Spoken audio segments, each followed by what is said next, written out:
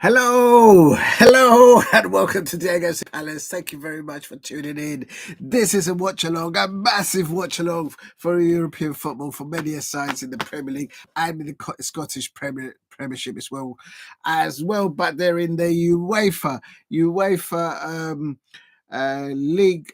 The UEFA Champions League, and it's just going to give you a quick rundown of the 1 minute, this is not right, but if you're new to the channel, please subscribe at Diego C Palace. Let me just make sure that all this is okay. That looks okay. No, that's okay. That looks all right. That's all right. Okay, cancel. Yes, if you're new to the channel, please subscribe at the Excelsior Palace. This is a watch along for the Champions League. Massive ones. Arsenal involved, Manchester City involved, Celtic are involved, of course, as well.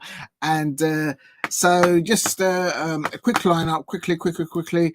Just to confirm, earlier on, it started in the Champions League, in the Champions League. This is the league stages because the format of the Champions League has changed for this year. And thus far, 70 minutes in, is Red Bull at Salzburg, nil, Brest 4. That's on about 76 minutes. Stuttgart 1, Sparta Prague 1, and a 8 o'clock kickoff. So in about just over half an hour's time, it is Arsenal, the Arsenal, as they call it in North London, the Arsenal versus PSG. Je m'appelle, mesdames et messieurs, PSG, mesdames et messieurs, je m'appelle Diego C. Palace.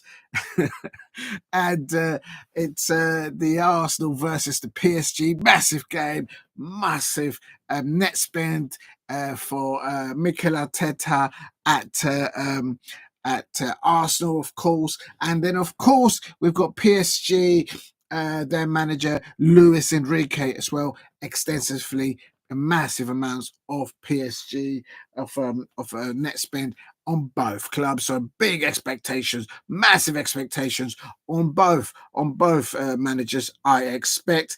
And it's a massive day for both clubs, I suppose. Arsenal and Manchester City to hopefully, and for Celtic as well, to progress in the in the Champions League, and hopefully they'll do well there. Hold on a minute, I'm just making sure I've got everything set up. Get the everything ready. No, that's no good. That's a lot better. Let me just let's see what we've got here, and I'll leave that there. Oh, I'm doing too many things here at once. I'll leave that there like that. That looks okay there. Right, if you're new to the channel, please subscribe at Diego C Palace. I am, let me put this, oh no, I hate it when I do that. So annoying. 1 second, please. I'm just getting ready. Everything is going wrong. That should be going wrong. Oh my God. Right, here we go. I think that's better. So that's okay there. Let's put my charger over there. Might need that in a minute, actually. And yes, so I'm just going to do the lineups in a minute for both fixtures on oh my God, I don't know if that's working there. And let's see if this is working. That's not working.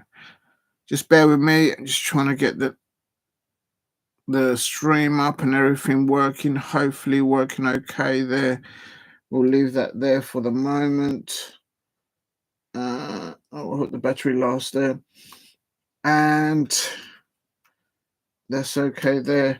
Right, here we go. Okay, I'm with you. If you're new to the channel, please subscribe at Diego C Palace. This is a watch along for multiple things. Again, please watch. There have been some other watch alongs before, but tonight is the Champions League. It is involving Premier League clubs and Scottish Premier League, Scottish Premiership clubs. We've got. I'll just do quickly a rundown of the scores so far. It is in the Champions League league stage between Red Bull Salzburg. It's nil, and Brest are 4 up there at 80th minute. Stuttgart are 1, and the Sparta Prague 1 as well. We've also got Arsenal. The rest of these matches are kicking off at 8 o'clock, so just over half an hour's. And in the meantime, if you're new to the channel, please subscribe at Diego C. Palace. Cover contage on Crystal Palace women. Let's sort myself out here. And my minute, just go all over the place, just rushing, making myself presentable. And it is the rest of the fixtures now are 8 o'clock kickoffs. Is between the first one I'm going to mention is Arsenal versus PSG, Barcelona versus Young Boys, Bayern Leverkusen versus AC Milan. Oh, I'm interested in that one to see how AC Milan do. Borussia Dortmund versus Celtic. Well, good luck, Celtic. Brendan Rodgers up there, of course. Inter Milan versus Red Star Belgrade.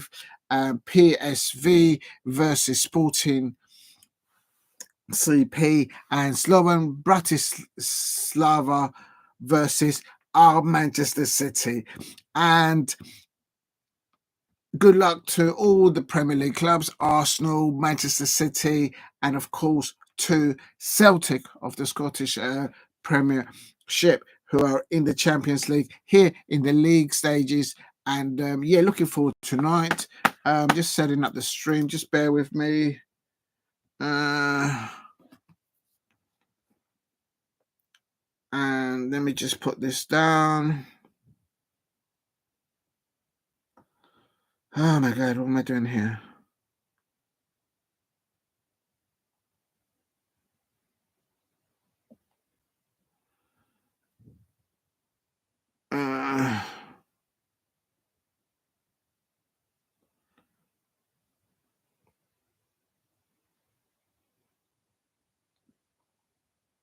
Okay, here we go. Oh no. Just bear with me, just trying to get everything up and running. So what do I do now then? So for this one, I'll put. I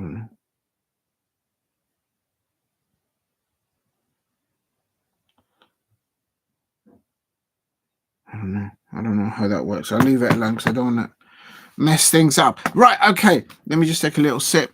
I haven't done the lineups. I'm going to do the lineups in a minute. They are looking very interesting. But before I do the lineup, let me just type in here. So on this type of software that I'm doing here, I can type this in. It says I'm going to put in here, place drop like and a comment and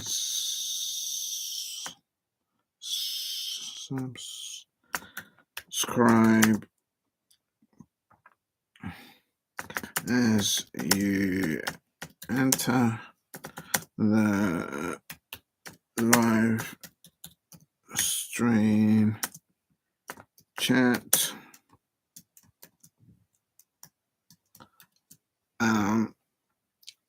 Right, that goes there. I'm just about to do the lineups.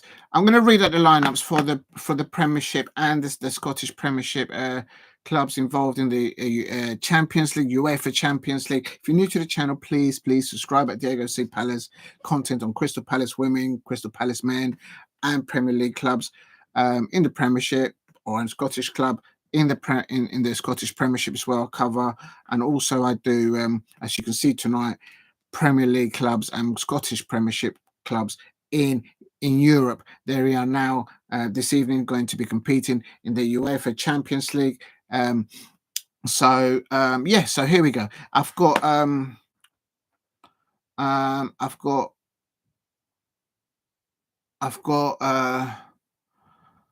the lineups. Right, here we go.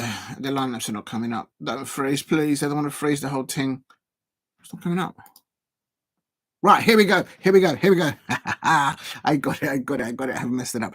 Right, there's the lineups between Arsenal and PSG. So, mesdames and messieurs, écoutez, for those of you, mesdames and messieurs, in the cheap seats in the back there, row, écoutez, mesdames and messieurs, je m'appelle Diego C. Palace, and this is the best watch along. This is a watch along for your team, PSG fans out there. Écoutez, Arsenal fans. In goal, you've got yourself David Raya in goal. In the back four, as I can see with the lineup, I think it's a back four. We've got Timber, Saliba, Gabriel, and California, new signing for Arsenal there on the. And then across the midfield, we've got Bukayo Saka, Partey with to get next to Declan Rice and Gabriel Martinez as well there, and up top, excuse me, up top you've got Kai Havertz and Trossard for Arsenal. On their bench, they've got options there. They've got Sterling, Jesus, Gabriel Jesus hasn't started for them today. I'm surprised that Sterling hasn't started, but then he's gone for Kai Havertz instead of. Well, there you go. They've got the both good lineups there, good bench there for Arsenal. I think they'll do well. They're at home, of course, at the Emirates. The crowd there, the Emirates must be buzzing. Now here we've got PSG. Écoutez, mesdames and messieurs, in your goal, you got Donnarumma, very experienced goalkeeper there. In the back four, you got Hakami, marking Hoss, and then also you got Bacho and Nuno Mendes in the back four in a three. I think they're doing a 3-3. So in the midfield, they got Sawari Emery, Bitin Hinha, and João Neves, and also up top they've got Daoue and Likan in, and Barcola up top. For me,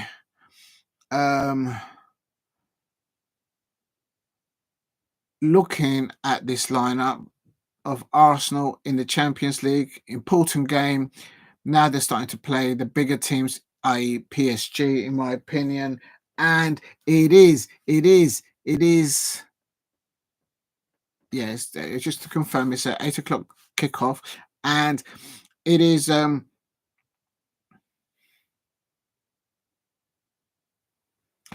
going for Arsenal 2, PSG 0. There you go. I said it. I'm going for Arsenal 2, PSG 0. Right, that's the lineup for them. I'm just going to go back. I don't know if there's anybody out there. So what I'm going to do in the meantime, now it's quiet, because I always like to do it, is how do I do this? So if I go, where's it gone? I've just lost it. That's so annoying. Right, it's just I've refreshed the wrong thing. If you're new to the channel, please subscribe at Diego C. Palace. I am doing a watch along for all the Champions League fixtures tonight. Good luck to Celtic, to Manchester City, and to Arsenal in the UEFA group stage, league stage of the Champions League. Probably butchered that. And I wonder if I can actually change this. Hold on a sec. Oh, good. I can change it. Excellent. Excellent. So what do I do now? If I do that, then I can see the scores there. So how do I do that? Oh no. So that's that one. But then I need to change that to live report. Right. So I'm just confirming the lineup for Arsenal. Mikel Arteta's gone for the same lineup. No one changed from the Leicester game. So I guess basically if it's not broken, don't fix it, I suppose. But I'm going for an Arsenal 2-0 over PSG. As neutral, that's what I'm going. And now that I have seen the lineup, and so there you go. Good luck to the London club Arsenal in the Champions League. Bukayo Saka has been made captain. in what I can see. And also, I'm just doing the lineups for the other matches. I've just filtered through. Just bear with me, please. But in the meantime, if you're new to the channel, please subscribe at Diego C. Palace, doing the Champions League watch along here. I can't see the lineup. Oh, that's so annoying.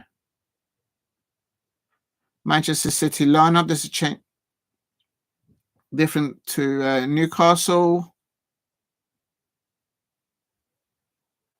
Foden comes in for Manchester City. He didn't play at the weekend.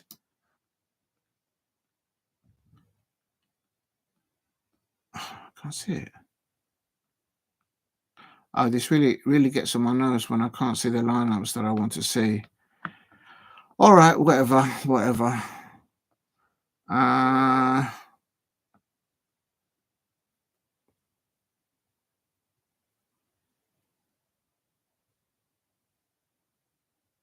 Right, here we go. Hold on a minute, please. This is not working out. So what do I do now? So if I go there, oh my days, Mary. Where is the thing? Just coming 1 second, please. Oh.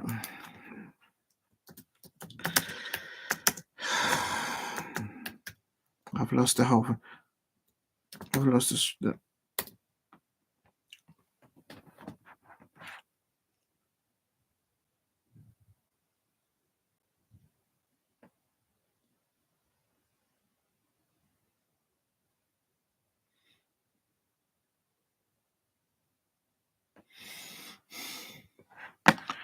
It's not working out.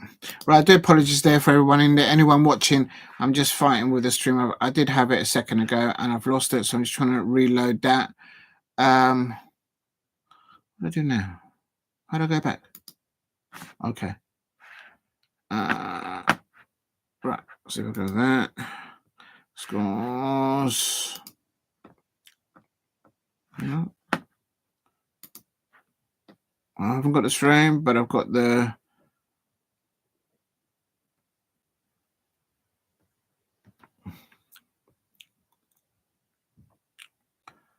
Okay, at least I've got the lineups anyway. But yeah, sorry about that, everyone. I'm just trying to get the lineups there and the live stream. I've lost the actual picture for the live stream, but there you go. It is what it is.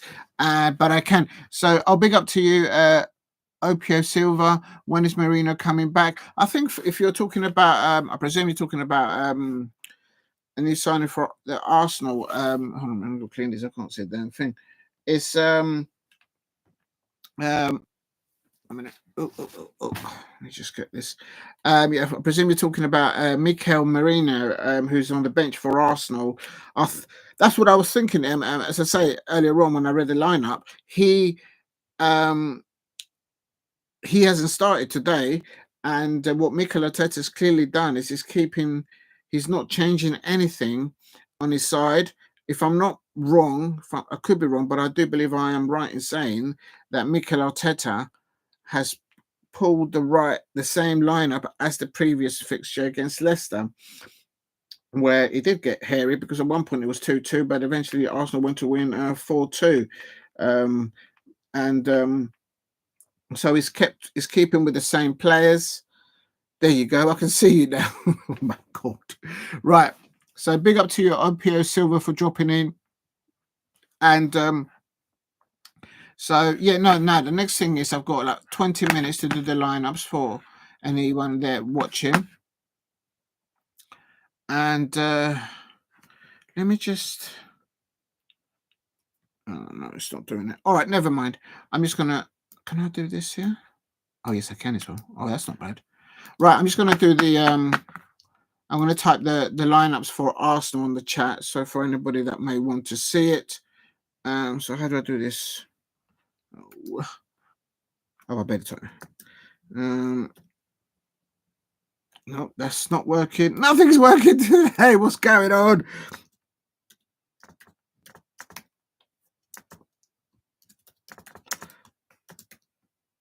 No.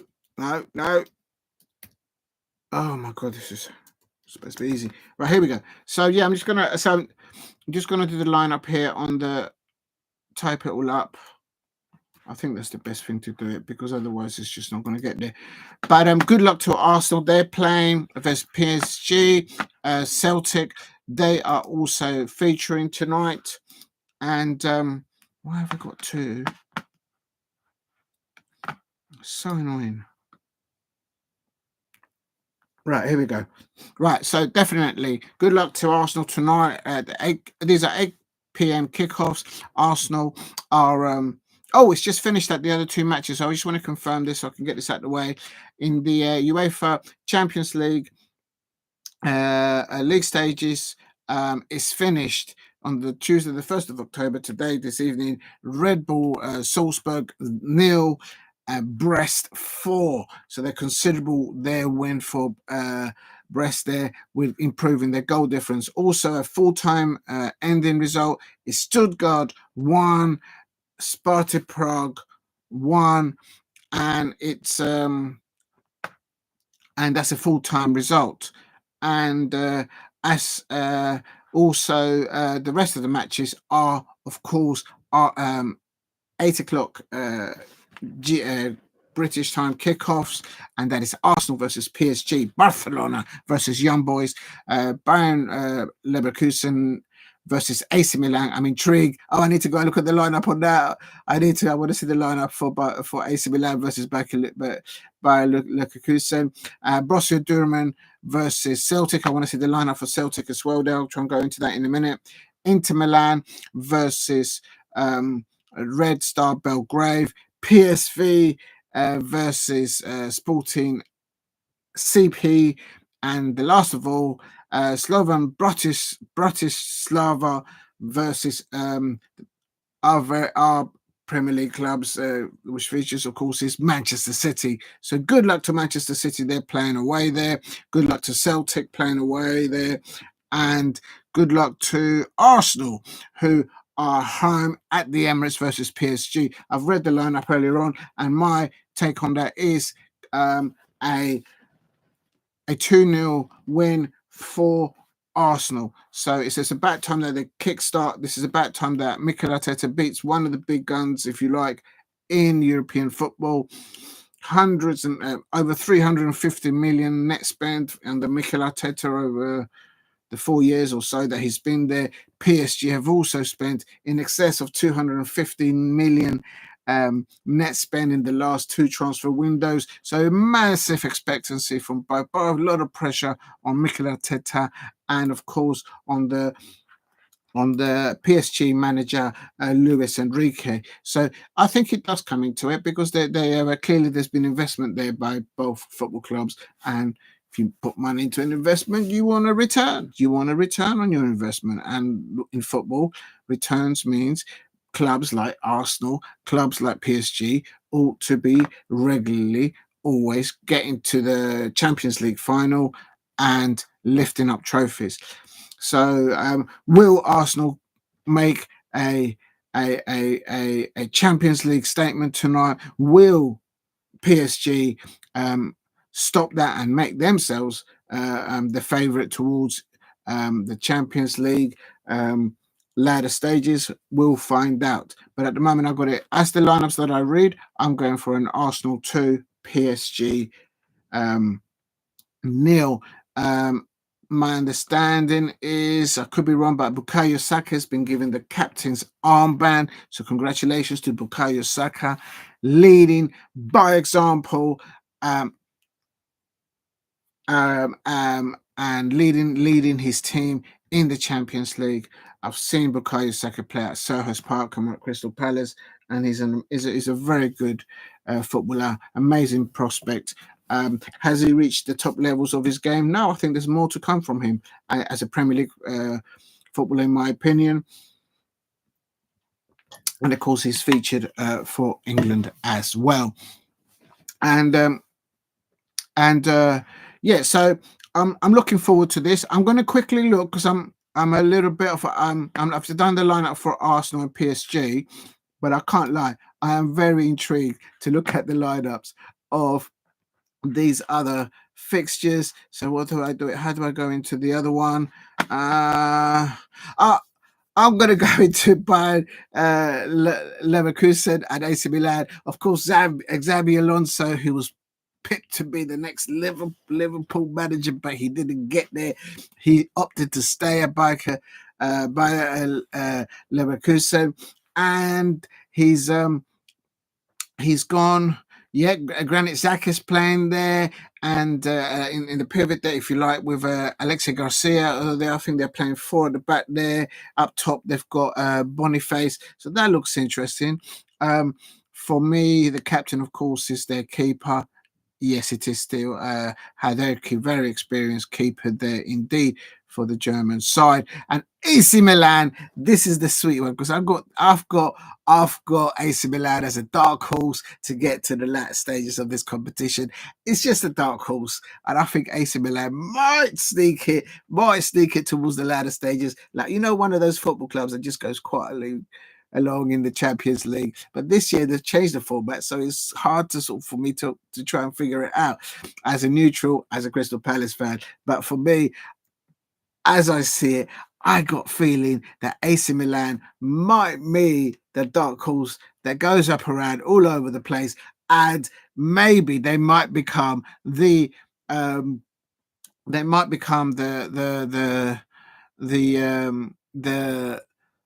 dark horse to get at the best. Of course, their manager is Paulo Fonseca, and they've got Loftus-Cheek and Fofana in the pivot there behind Christian Pulichev's Reitinger and Leao, and up top they've got Abraham. Now, that's why I'm thinking they might just sneak it. I just got a feeling. And of course, their defender, Hernandez, is their captain. So AC Milan under Paulo Fonseca, I got a feeling that he might sneak in this. I was just intrigued on that lineup. My prediction for this one, I don't know where to go. Very good managers, very good players on there. But hurry up because it's going to kick off soon.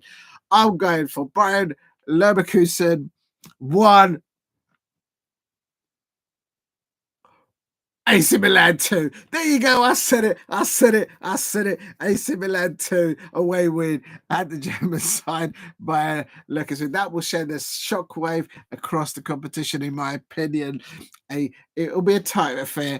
So Granit Xhaka there, Alexia Garcia in the middle, in the midfield versus Loftus-Cheek and Fofana. So it'd be interesting to see who settles in and who kicks off.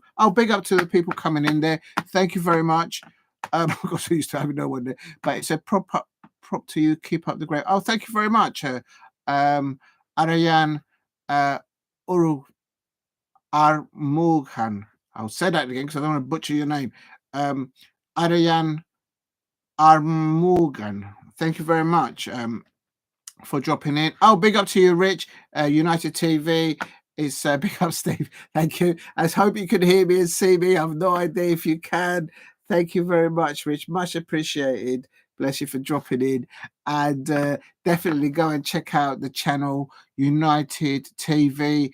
Absolutely bits there. Great debating. Great controversial debating there. Of course, that is a Manchester United channel. What is not going right? What is going wrong with Manchester United? Will Gareth Southgate be the optional to go and settle in there to put the foundations in? But I expect the Manchester United fans won't go for that. Thank you very much, Rich, because I have no idea.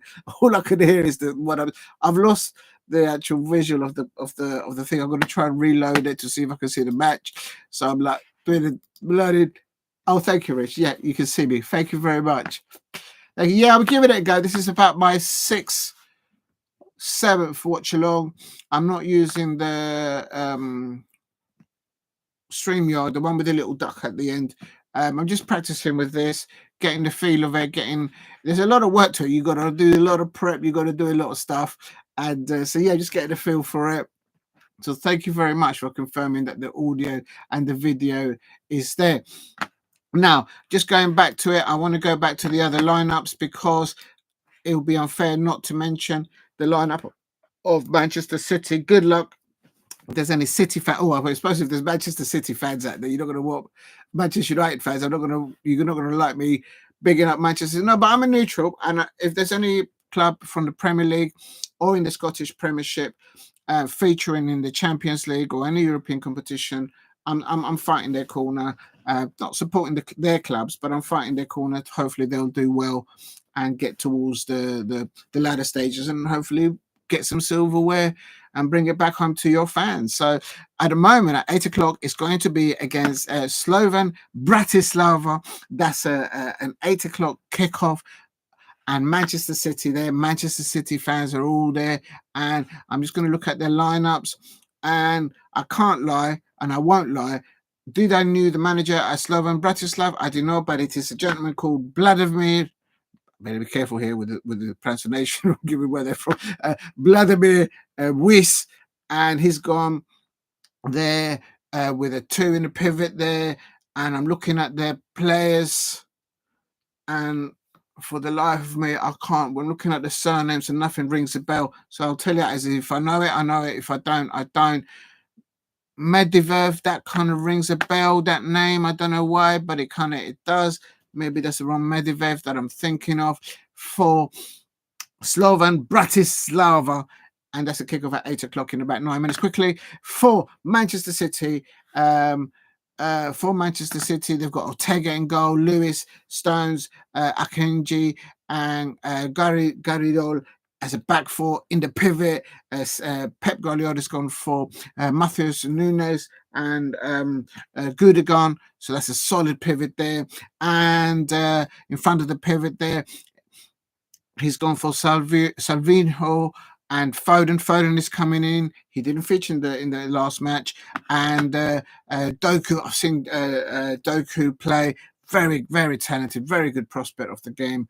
And he doesn't start all the time. So, yeah, well, he's starting tonight. And up top, of course, Erling Haaland. And we all know about Erling Haaland. The captain for Manchester City is good again. So, what else do we have there?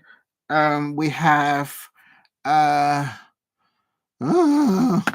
in the bench for City. Their backup keeper is Carson, and then also they've got Grealish, Kovacic, McTee, Bernardo Silva, Edison, Walker, and Ruben Diaz. Why is this bench so small? He hasn't travelled with a lot of players. Something's going on. If there's any Manchester City fans out there, why has your Pep only travelled with 1, 2, 3, 4, 5, 6, 7 outfield players and just one goalkeeper? That's madness, boy. That's I don't want to jinx it for them, but I hope they don't get injuries or something else, because if that happens, they've got options that for players. It's just got one cover for it, maybe 2 covers there for midfield, but in defence, 2 for defence possibly, and 1 up top. So they're very thin on the substitutes, and Manchester City have spent a considerable net spend in the last 2 transfer windows. Real talk. So, therefore, and quickly before kickoff, I've got about 7 minutes. I'm going to go and mention Celtic. Good luck to Brendan Rodgers up there. I know that he's the manager for Celtic, and he's up against Borussia Dortmund. I was butchered the German. Any name in Germany or up towards the Scandinavian names, I have problems with mentioning, but you live and learn, I suppose. I've got here, that rings a bell. Adeyemi for Dortmund, that rings a bell as well. And so that's, I'm just looking at the lineups for Borussia Dortmund, and for Celtic, Brendan Rodgers has gone for Schmeichel in goal, Johnston, Trusty, Scales, and Taylor as a back four.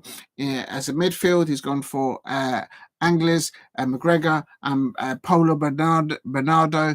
Up top, he's gone for Kuhn, Furuhashi, and Maeda. Their captain, of course, is McGregor.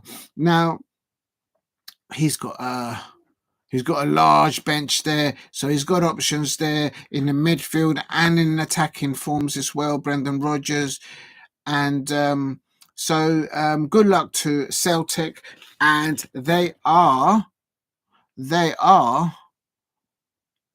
doing well, because obviously in the just quickly looking at the table, in the table of the UEFA Champions League table, they are fourth. So but also has Borussia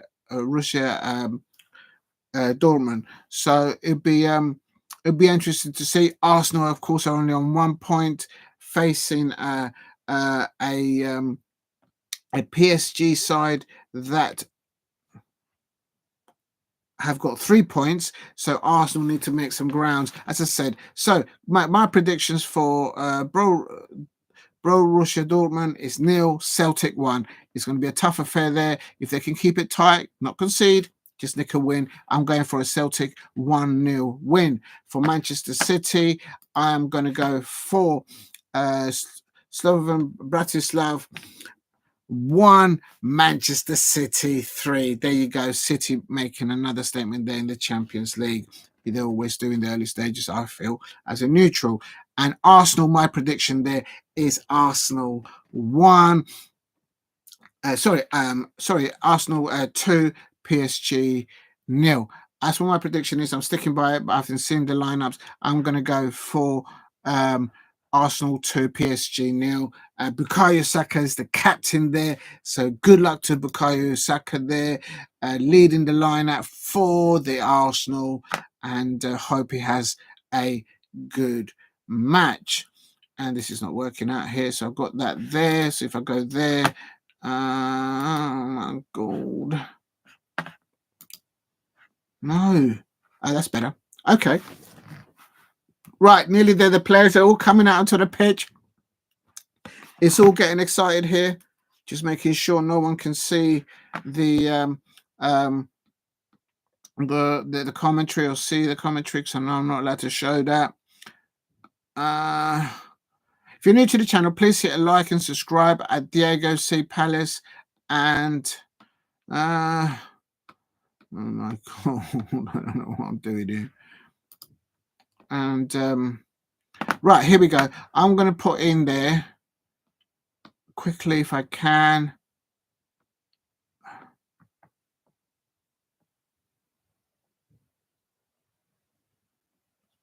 Yeah, no, that's not fine. That's okay. So it's all heating up now.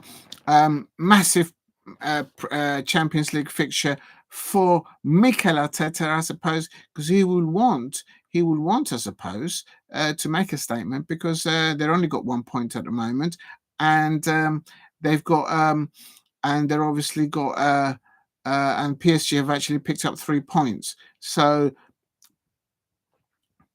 I'm going to put, actually, now that I've got it here. Oh.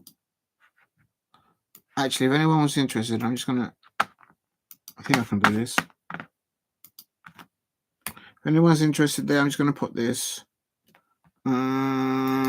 Paste. Oh. Right, that'll do. And I'm just trying to get all the other lineups, but I can't see them. So apologies for everybody, but I have read them out, the lineups. Good luck to Manchester City. It's going about to kick off in the next 2 minutes. Good luck to Manchester City. Good luck to Arsenal, and good luck to Celtic. Brendan Rodgers out there. Hopefully he gets another win. He won his first match in the Champions League a week ago or so. So well done to them. And let me just see. No, that's not working. So let's go to that page. And if you're new to the channel, please subscribe at Diego C. Palace, doing a watch along for Champions League football. And I hope you know, I think the video is okay. Big up to you, Rich, for confirming that, from United TV. If you're new to the channel, please go and check out United TV. They do very good debating on Manchester United and other Premier League clubs there. I can't get it. I give up. It is so annoying when I just had it a minute ago. Right, let me go back. So, oh, I see. Maybe I'm in the wrong one. Is it this one? Ah, yeah, I was in the wrong one. What a dipstick. But right, hold on a minute. I'm just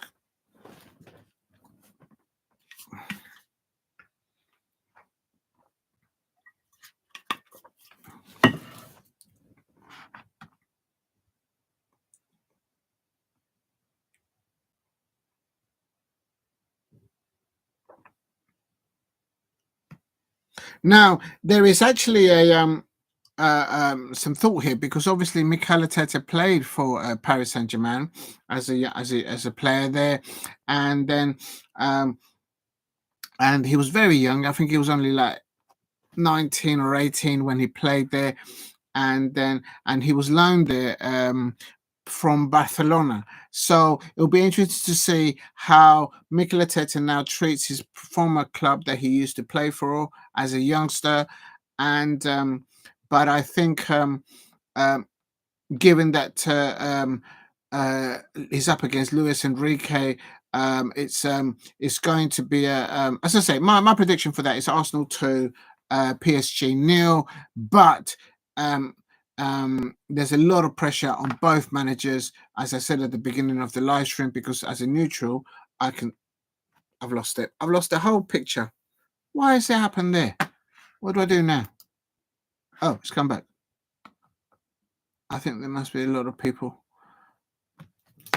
No, you can't hear it good, because if you can hear it, I'm in trouble. Right. Bukayo Saka is the captain for Arsenal, leading now. They're starting now. It is still 0-0. Oh, big up to you. Good evening, Steve. Thank you very much for dropping in. It's I'm just trying to get. I'm fighting with this thing because I keep losing the. Right, here we go. That's what I was looking for.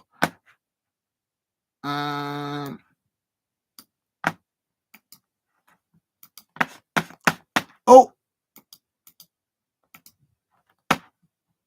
this is let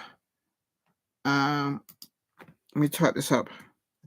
Manchester City line. Oh, is that right? I hope you can all see that.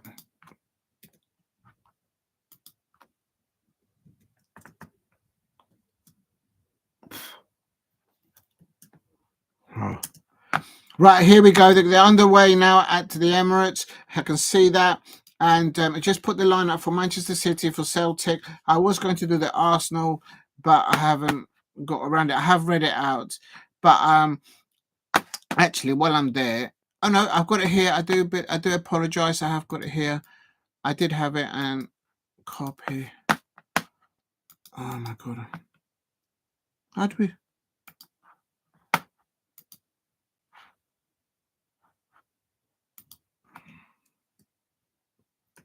Arsenal line up.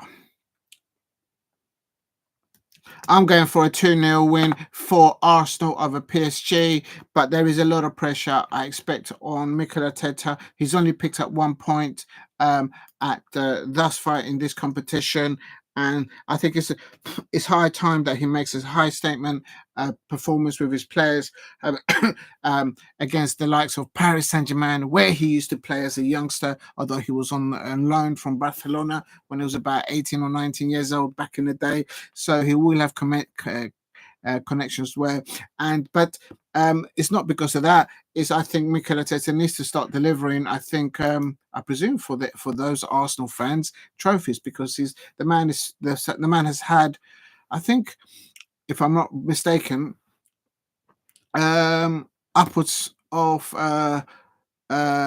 300,000 net spend. Definitely over 250 net spend. He's been there for four and a bit years, and I think I was full that at a club like Arsenal, if you're having that kind of expenditure spent on you, the return should be, you should be delivering Premier League titles, I suppose, League Cup titles, FA Cups, and also getting to the Champions League finals. But for 4 years, he's been spending. Oh, that was close for PSG. A minute. I'm just doing the lineups quickly. I'm a little bit behind, although I did start early and I'm still behind. And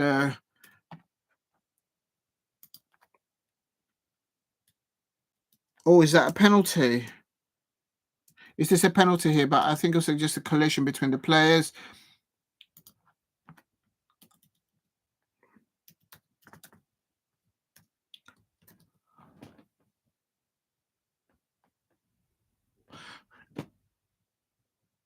I think it's the way Martinelli landed,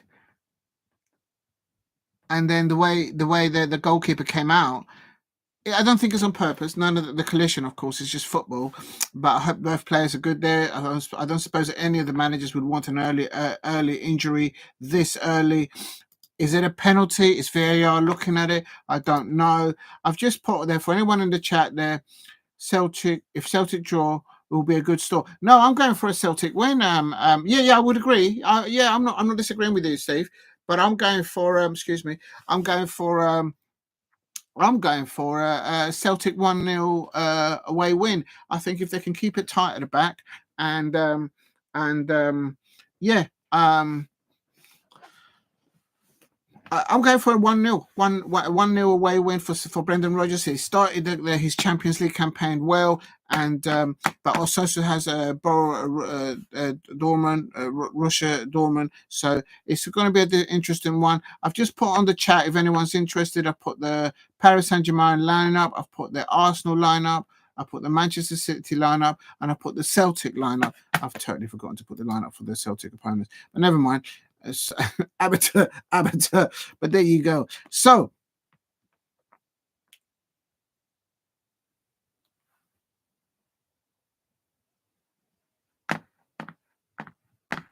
just a moment. Can I watch this? I can't be watching this, surely. All right, hold on a second. I'm just going to do something. No reporting. Oh, this is so annoying. Don't do this to me. What's wrong with you? Right, so can I do that? I just hope you don't.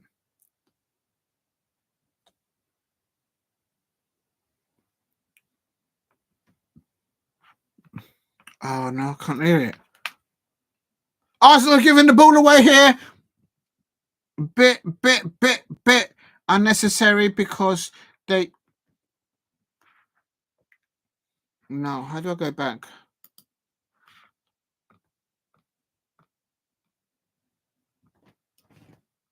Oh, very jerky at the back there. Arsenal at the back. Normally they're very confident at the back there with Saliba and all them. But that was a bit nervy. I can't hear this. Right, I'm putting the volume up a little bit, but I hope none of you can hear it. Oh, you basket. Right, here we go.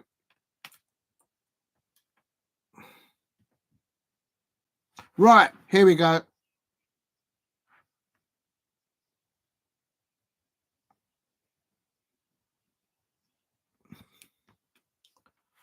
Oh no, Borussia Dortmund have just scored.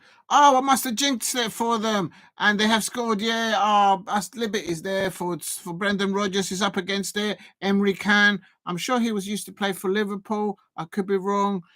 He rings a bell. And but at the moment, Declan Rice causing is just gone out of play for him. So that's now a PSG throw in. And but at the moment it is Dortmund is 1 up against through a penalty against Celtic. Unlucky there, Brendan. Oh, sorry. Next week I will do 5. Oh yeah, next week I will do 5 stadiums because 3 in my city and 2 others only 80 minutes drive away yesterday. 30 to another city and then in 30 minutes. Oh, well done, Steve. Well done. And as I say, yeah, I saw some of the photos. I will go back and check the rest of them. Wicked photos. Yeah, no, if you can get them in, just do like a little plan before it. Do a little plan of what grounds you haven't done and which ones you want to go and check out, and carry on doing the photos of the grounds. Oh, right, I see. So you're going to another city. Yeah, big up to you, Steve, doing that. Right. Barcelona has just taken the lead by Lewandowski, who was looked at by some Premier League clubs in the transfer window. Barcelona are up 1-0 up against Young Boys, and here at Arsenal, Martinelli's on the ball, Saka's on the ball, play the ball. Oh, Foster! Oh, it's just over the crossbar. Good break by Arsenal here. Good attacking football by Arsenal. Martinelli and Bukayo Saka linking up there. Oh my God, goals are going in there. And Celtic have just equalised through Daisy Madea. But they're equalised on the 9th minute. I told you they'll do well today.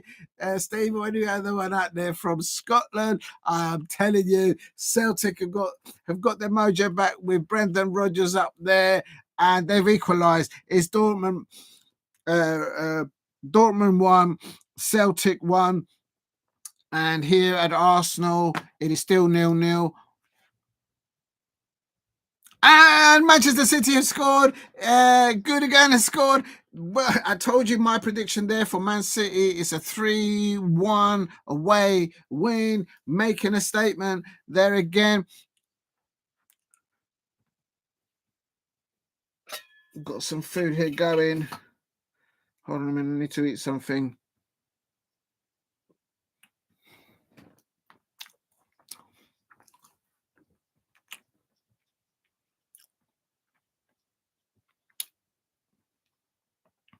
Calafiori, good defending there. Had he not made contact, he could have got a yellow card, but it's a corner there for PSG. Some of the PSG players are now coming out from the back and adding extra numbers there. Oh my days, Dortmund has just scored. It's end to end at away at Dortmund. It's Dortmund 2, Celtic 1. Karim Adeyemi, I mentioned him earlier on in the watch along stream there, and he has put Dortmund ahead over Celtic.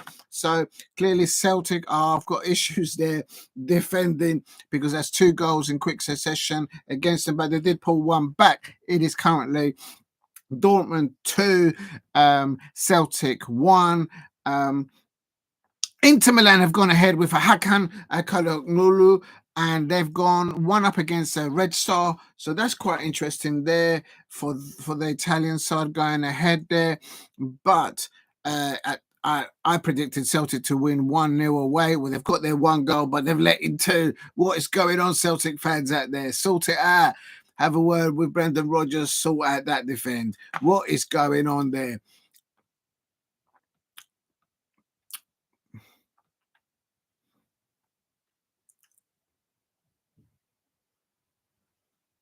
I think for this match, both here at Arsenal at the Emirates, both Trossard and Havertz are coursing the PSG centre back.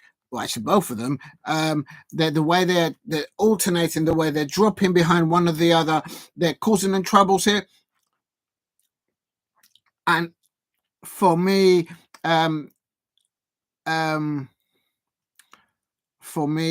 Arsenal are doing well with possession, but they're not making it towards the last third and making more of it. Good link up earlier on with Bukayo Saka. Nearly there for Manchester City again, but they are only 1-0 up against Slovan. Bratislava 0, Manchester City 1. If you're new to the channel, please subscribe at Diego C. Palace. Please hit a like if you can. On the chat, I've put in there a few lineups for anyone to see, so have a look at that. Yep.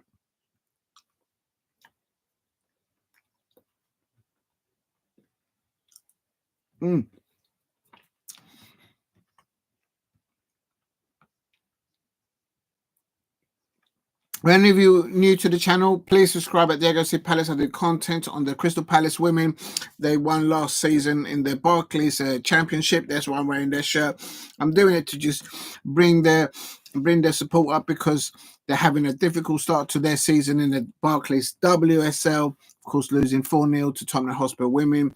Big up to Tottenham Hotspur FC women. They hosted us there at Leighton Orient Park. I had a wonderful day.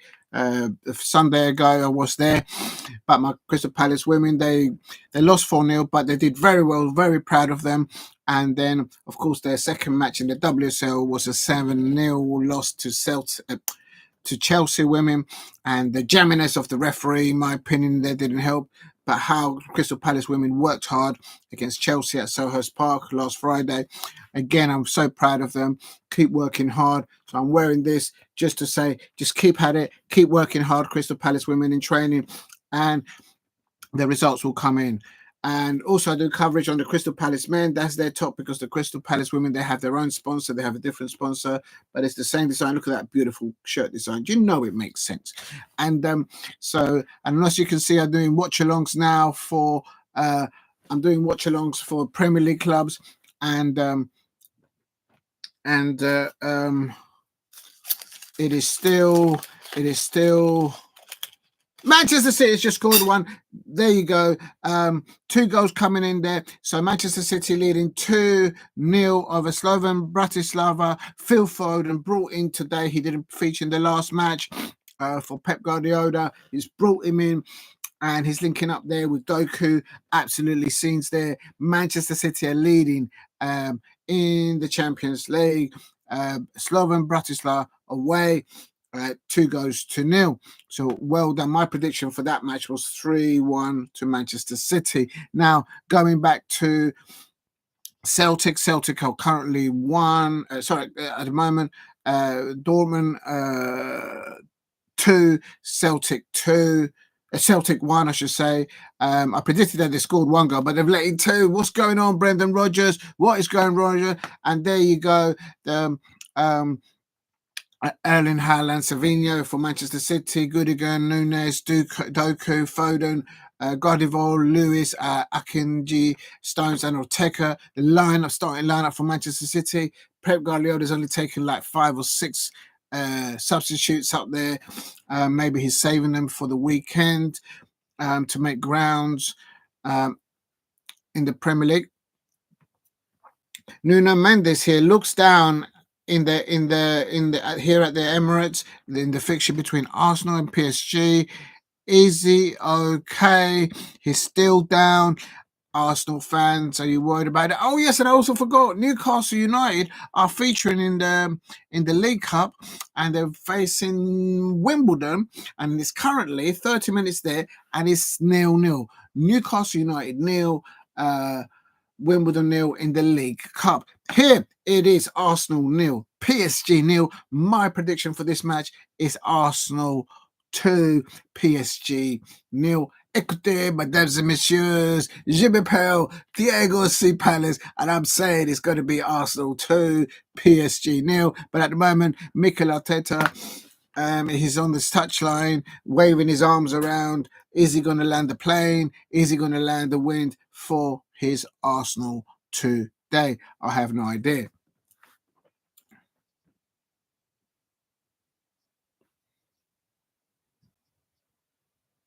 Oh, right. Big up to you, Steve. True, I will only do photos of stadiums that I have not done yet. I have done over 50. You know what? I would have loved to have done it since I was literally your age back in the day, in the early 90s and very late 80s. I wish I'd done that. Well, in those days, you see, Steve, we didn't have Wi-Fi or the technology. Quite frankly, I just couldn't afford any technology back in those days. There was no Wi-Fi, there was no mobile phones in those days, in the late 80s, 90s, and but there was cameras. But I do wish I would have made more photos, because I've been to many stadiums, and yeah. Yeah, I'm glad you had a good day. Well done, mate. Yeah, that's right. Selhurst Park is not far from Charlton Stadium. If you ever go to the Charlton Stadium, there's a lot of pigeons. There's always pigeons there. I mean, it's just like you got to move them out of the way because they're always flying. It's where the stadium is it's called the Valley at the Charlton, and I've worked with a few Charlton fans. I've always had a bit of banter with the Charlton fans. I can't lie as a Palace fan, but yeah, no, it's I went to watch the Crystal Palace women last season when they featured against Charlton, and come on, Arsenal, Arsenal! Oh, no one's there to finish it. Oh, Arsenal going to rue that opportunity. They should have scored there. They should have scored there. They should have had an opportunity. And Arsenal have scored. Arsenal has scored. Well done. And there goes towards my prediction. There you see. There you see. I predicted. I I predicted Arsenal to win 2-0, and there you go. Oh, you went for a 2-2? Well, anything can happen. Anything can happen in this fixture because I think both sides, as I say, there's a lot of expectancy.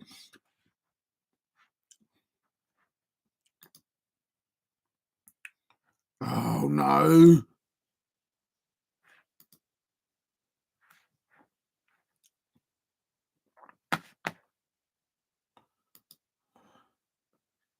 I've lost the thing. Oh, there it is. Oh, there it is. Okay, sorry. Yeah, no. But Arsenal have taken the lead with Kai Havertz, and I just remember the way he leaped like a salmon. I can't lie. I'm just watching a replay of it. Kai Havertz there winning so far 1-0. The Emirates is the roof is been pulled off literally, and is that 19 minutes, 20 minutes? Kai Havertz scoring. There is, you could hear the Paris Saint-Germain fans making noise against the Arsenal home fans. You could hear it on the commentary. Barely, we could hear them more than the commentary. It's going absolute scenes there at the Emirates. The Arsenal are leading here in this Champions League, UEFA group stage, league stage, I should say. And he just didn't have to do much with the ball. As he's up there in the air, he just had to get his head on the ball and direct it. He didn't have to put any neck pressure into it. He just had to direct it. Bang, goal. What a leap. What a leap by Kai Havertz. The man leaped there like a kangaroo or something, but what a leap.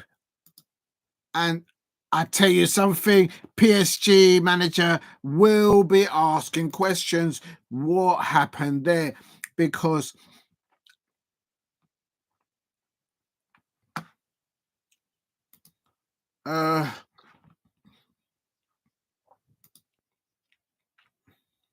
they're just showing it again. What a cross, what a cross, what a ball from Trossard and Kai Havertz. I told you at the beginning of the watch along that those two up top were causing scenes. Kai Havertz and Trossard, the combination of those two are causing scenes, problems to the PSG both centre backs.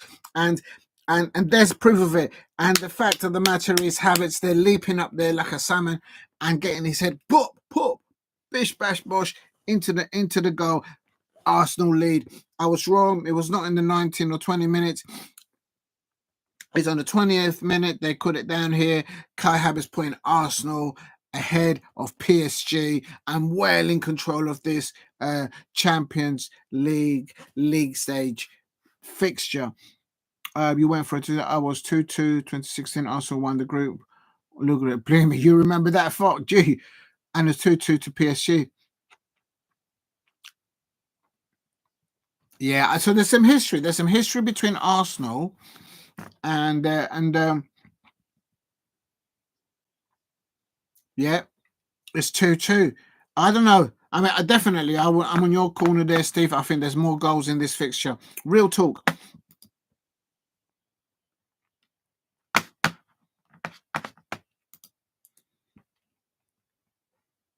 What a goal. What a goal. They just showed that. What a goal.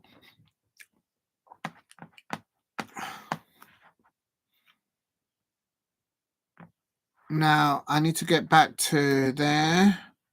So how do I go to the... here we go. Put that in there. And there we go. So I lost the stream there. Oh, that's so annoying. But anyway, yes, it's still 1-0 to Arsenal. I'm just going to quickly do a quick double check on the scores at the moment. Why is it doing that? Oh, here we go. Okay, yeah, definitely. I'm going to do a rundown on the thing because it's just gone over 20 minutes. But earlier on, actually, it was Red Bull Salzburg 0, Brest 4, Stuttgart 1, Spartan Prague 1, and here we got Arsenal 1 heading with a tasty leap header goal by Havertz, assisted by Trossard. 1 goal over PSG. The PSG centre half, the centre backs, they're going to be like, what the, why didn't you jump? You know what I mean? Barcelona are leading 1-0 over Young Boys, and they're about 20 minutes. Bayer Leverkusen 0, AC Milan 0. My prediction for that was Bayern Leverkusen 1, AC Milan 2. I think AC Milan might be a dark horse to get towards the end of there. It is still Borussia Dortmund 2, Celtic 1, coming up to about 27 minutes into that fixture. I predicted a Celtic away win, just 1-0, but they have scored their goal, but they've let in 2. Absolute siege. Celtic fans, what is going on with your manager, Brendan Rodgers? Sort it out. Time is running out. Come on, man. What's going on with the Celtic fans out there? Pull your finger out. Look into my eye. Come on. Because I predicted you lot to win and you're losing. Inter Milan is 1-0. 1-0 over Red Star Belgrade. I'm intrigued to know who scored for Inter Milan. It's Kalangulu there for Inter Milan. Peltonieri. Timber, good interception there by Timber on the PSG midfielder. Also, PSG 1, Sporting CP 0, and also Slovan Bratislava 0, Manchester City 2, and that is, of course, with Gudogan scoring on the 8th minute, and Phil Foden coming into the lineup today for Pep, and him scoring as well on the 15th. He was assisted by Jeremy Doku. So for me, those are the lineups. But there's some other fixtures also going on today. I'm just going to quickly scroll down to it. In the League Cup, it is coming up to halftime. Newcastle United 0, AFC Wimbledon 0. The Newcastle fans will be wanting to probably get to Wembley with that one. So they may be a little bit nervous there. And Millwall were losing. Go on, Cardiff. Go on, the Bluebirds. They are beating the Millwall 1-0. Come on, I'm good at it. I'm a Palace fan. Who, if you don't do it, what can you do? Oh, big up to you, Steve. What's this? Oh, my God. You've put loads of comments. Where am I? Big shot, Brest beating Salzburg. Yeah, I didn't expect that. I've got to go back and look at that in a minute. But yeah, they won earlier on 4-0. 4-0. Well, not just a little bit, making the league table very interesting, very tasty, very tasty. And this is the first Arsenal game I remember was FA Cup final, 2-1 loss to Liverpool, 2001. Man, you got a good memory better than me. Follow Rangers and Celtic games, 1997, but 201 for the English League. Right. You know what, Steve? I said it before and I'll say it again. I would like to be one day at Ibrox or one day at Celtic Park to watch Glasgow Rangers versus Celtic, or at Celtic versus Glasgow Rangers. That's going to be, for a neutral, I would just love to be there with the popcorn going, not even probably watching the match, but just watching the fans go at each other. I think that's going to be, I have to do it. I have to, it's penciled in. I would love to do it one day. I've heard so much about Celtic versus Rangers and Rangers versus Celtic over the years, and it's one of those that needs to be done, in my opinion. I think Arsenal need to make their possession. Oh, he's in the post. He's in the post. He's in the post. Oh, a minute.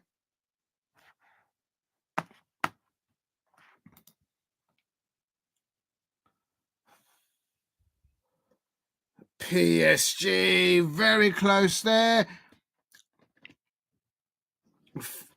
And maybe it's the fact that Bukayo Saka is the captain, maybe too much responsibility on him. But the PSG player, man, had him in his pocket there, and then from a very far distance, had a pop, and it hit the post, the bottom of the post. That could have gone anywhere.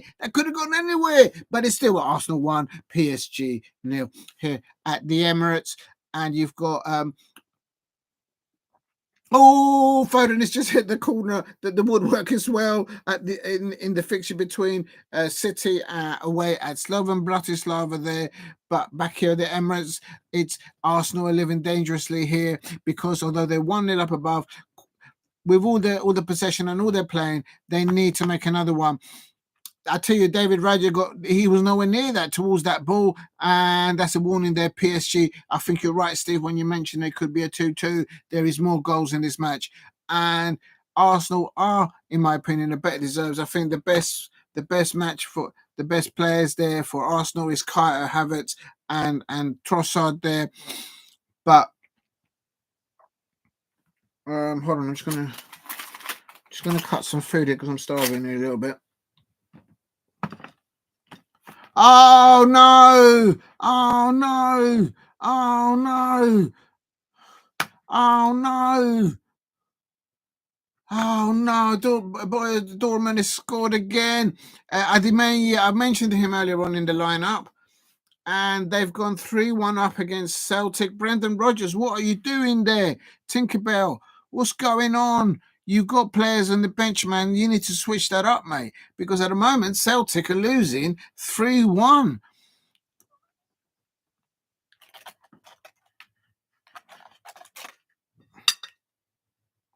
And Newcastle have just taken a penalty, and they've gone ahead in additional extra time. And Newcastle are leading Wimbledon in the League Cup, so they're already they'll go in through the next round. I can't remember, Steve, who Newcastle will be playing in the League Cup, but going back here now to going back to here at the Emirates. It's coming towards the end of the first half, but it's still Arsenal 1, PSG 0. PSG have just a minute ago hit the bottom of the post there. Raya nowhere near the ball. It could be 1-1, but it's still Arsenal 1, PSG 0. My prediction for this fiction was Arsenal 2, PSG 0. Big pressure on the PSG manager, of course, him being oh no.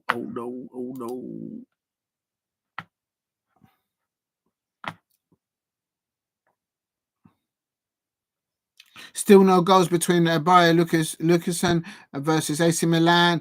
To confirm, Dortmund, Borussia Dortmund are 3-1 up against Celtic. I predicted a Celtic 1-0 away win. They have scored their goal, but they've let in 3 now. Inter Milan are leading 1-0 over Red Star Belgrade. PSG 1-0 up. And Sporting CP, PSG leading 1-0. I'm actually going to go into that. I want to see who scored for them. Oh, and I've lost the stream. Oh, why are you doing that? I keep losing the stream. Shakhtar has scored in the 15th minute for PSG. And it is also... This is doing my nut. I keep losing the stream. What's wrong with you?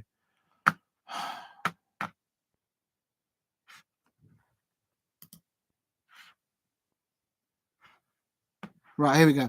It is and also coming up to about 32, 33 minutes, Slovan Bratislava nil, Manchester City 2. My prediction for that fixture was Slovan Bratislava 1, Manchester City 3. So Celtic, not Celtic, Manchester City doing well there. Pep bringing in Foden in, unlike the larger match here at the Emirates. Arsenal are not making the most of their advantage of possession play in the first half. PSG have just about 5 minutes ago sent a little shot across the bow, hitting the post. David Raya was nowhere to be seen, scrambling to get to that. Bukayo Saka was his pocket was picked in the midfield there by the PSG player, and he had his chance. And yeah, maybe there's a bit too much pressure on Bukayo Saka. Of course, he's the captain today, leading the line. Probably not, but because I think once the game starts, you just get on with the job, I suppose. But I tell you, time, real talk, that was a close. That was a very, very, very, very close. That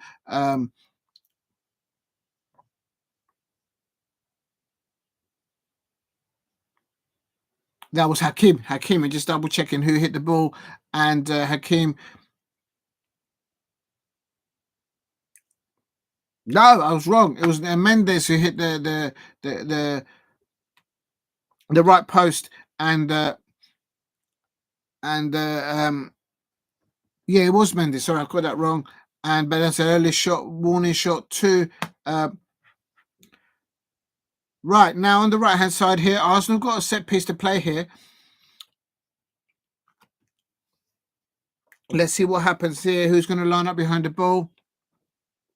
1 minute.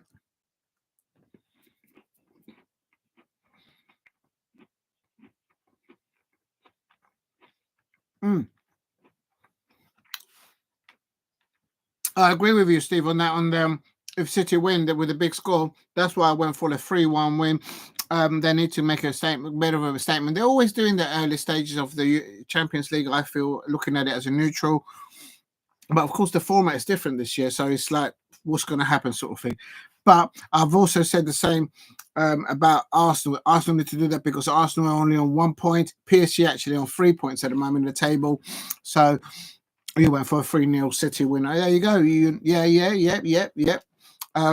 Mind you, if you look at the bench for the City players, for Pep Guardiola, it's only taking like,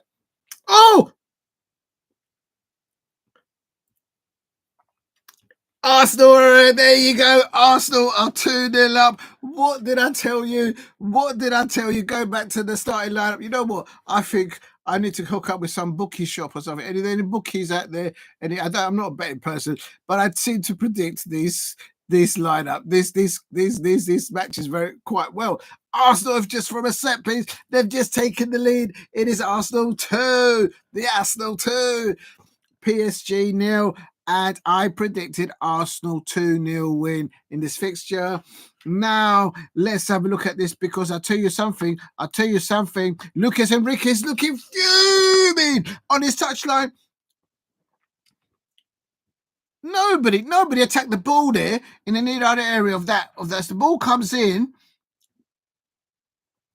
what a textbook that's been worked in training, and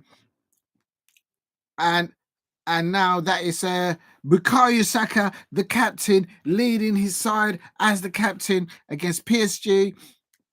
And now on 35 minutes, that's not going to be chalked off. I'm always waiting to see if this is going to get chalked off.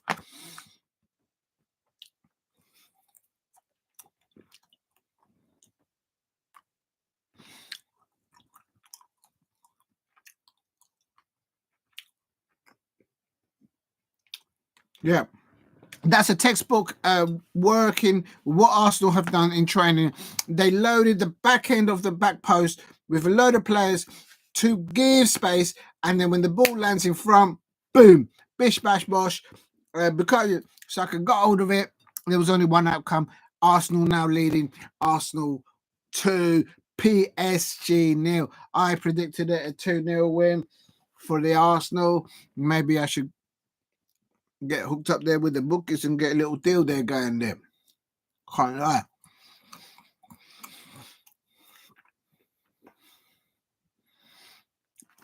Please subscribe at JOC Palace if you're new.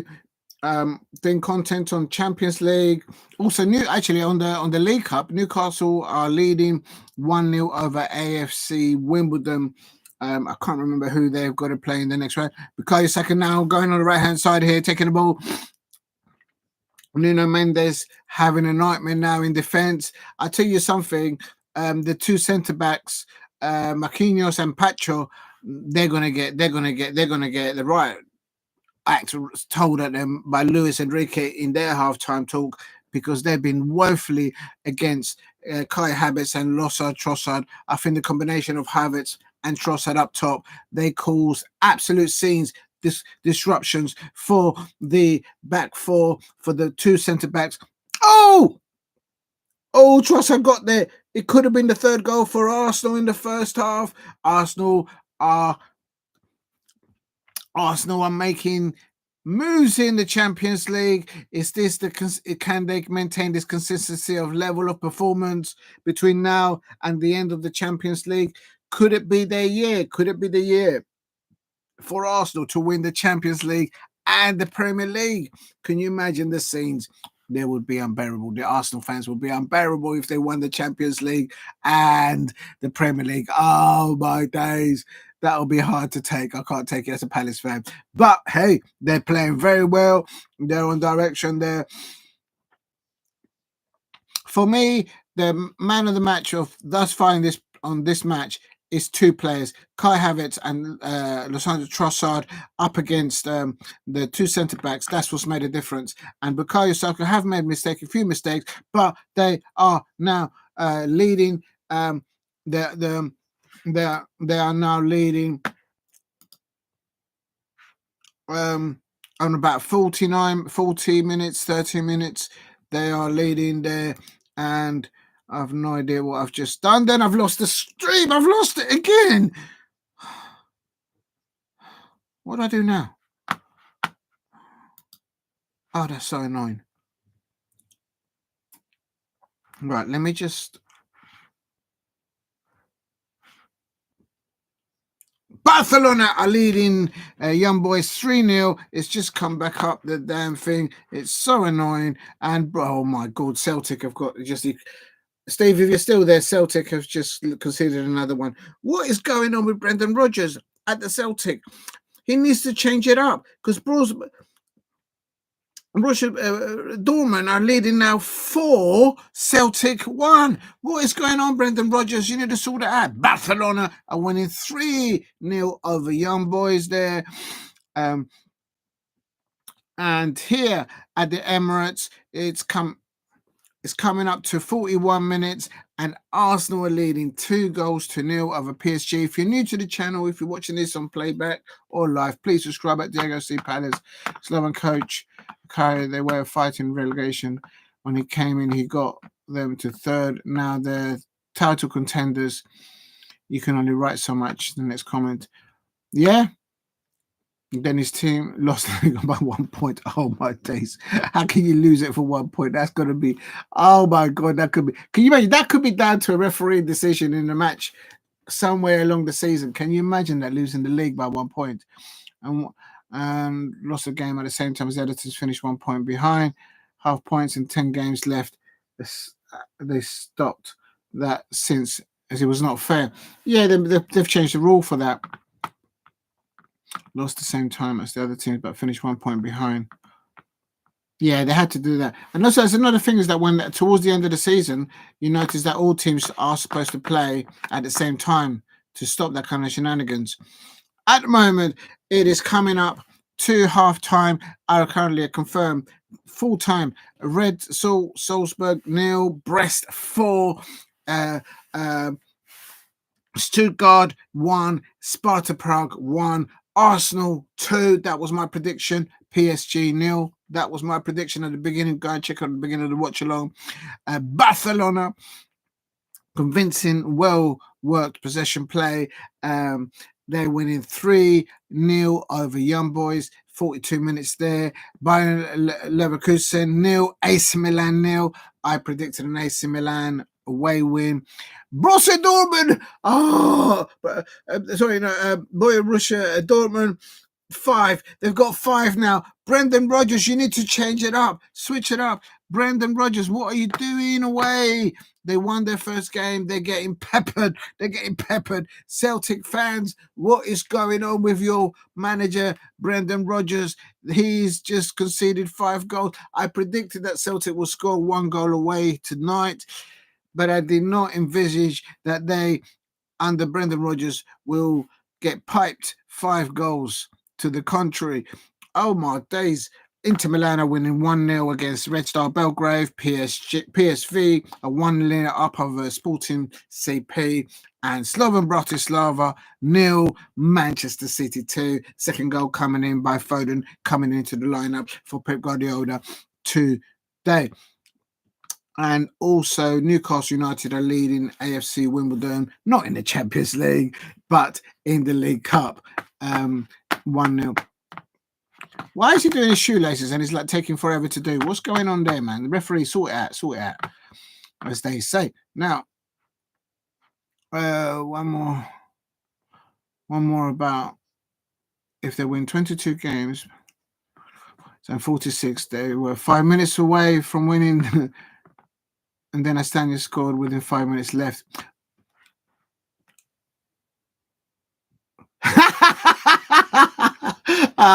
The poor lad. Oh, he's a Celtic fan. Oh no! But you know what? Just tell him that I'm a neutral. Tell your brother I predicted your Celtic to win today because they started well in the Champions League. But I predicted that they will score 1 goal, and they did. But Brendan Rodgers is Brendan Rodgers. What is going on, Celtic fans? I don't know the same. Oh, the poor lad. Big. I mean, I'm fighting your brother's corner there. I'll fight it. Well, there's still a half to play. Actually, while we're talking about that, I'm actually Borussia 5, and I'm going to go. Actually, now we're talking about the Celtic game. I'm actually intrigued to see what changes. See, this is what I'm talking about. Steve. What did I say about Brendan Rodgers? He's been piped 5-1 down, and he hasn't made 1 substitution. The Celtic fans are going to be fuming, absolutely fuming. Probably didn't help that the referee gave Schmeichel a yellow card 6 minutes into the match. I mean, what's all that about? If that ain't a suspect goalkeeper, I don't know what is. Hold on, I'm just having a little nibble here. Oh my days! I just spilled all the food. Oh, what am I doing? Right, don't mix food with apple. Oh, great. Now I've lost, and that's okay. Now I've got to clean all the mess. Right, it is. Now, big up. I'm in the corner of your brother. Hopefully, Celtic will pull 1 back early in the second half and then get 1 back. It is. There's no changes. I've just checked. Look, Steve, I've just checked the lineups, and Brendan Rodgers before halftime, even as he was getting piped 5-0, 5-1, he hasn't made any changes. So he's got look. He's got Bain, Forrest, Haiti, Aida, McQuan, McCowan, beg your pardon, Naroki, Palmer, Ralston, Sinsalo, Alex Valle, Welsh, and young Huin Yun. Was he not taken in it? Yeah, those two were classic. I agree with you. Everybody watched them when they were together. And I'm going to be truthful to you, and I think you probably are on the same page as me when I say this, but the way they treated Claude at the end, from what I understand, I don't think it was fair on him, and I think he was upset. I expect. I don't know. I never spoke to Claude, the late Claude, but yeah, Claude and Ty were very good together. It was just a perfect mismatch of 2 football fans. Just been so entertaining, but I felt for Claude the way he was asked to leave that station, and that kind of upsets me a little bit because he didn't deserve that. But yeah, so much respect to Tell and to Diesel from Claude and the Bansters for always backing Claude's corner. I don't care if I get clips. I don't care if I get in trouble for saying that, but it's the truth. So I'm yeah but yeah, you're right. They don't make them like that anymore. That mixture between Claude, the late Claude, and Ty, but it wasn't very nice the way I think Claude was treated at the end of that time when he was at that station.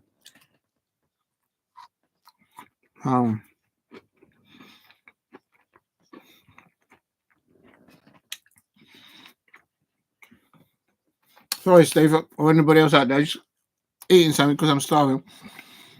Right. If you're new to the channel, please subscribe at Diego C Palace. I do content on Crystal Palace, women fixtures. Hence why I'm wearing the Crystal Palace Women Championships champions from 23-24 season.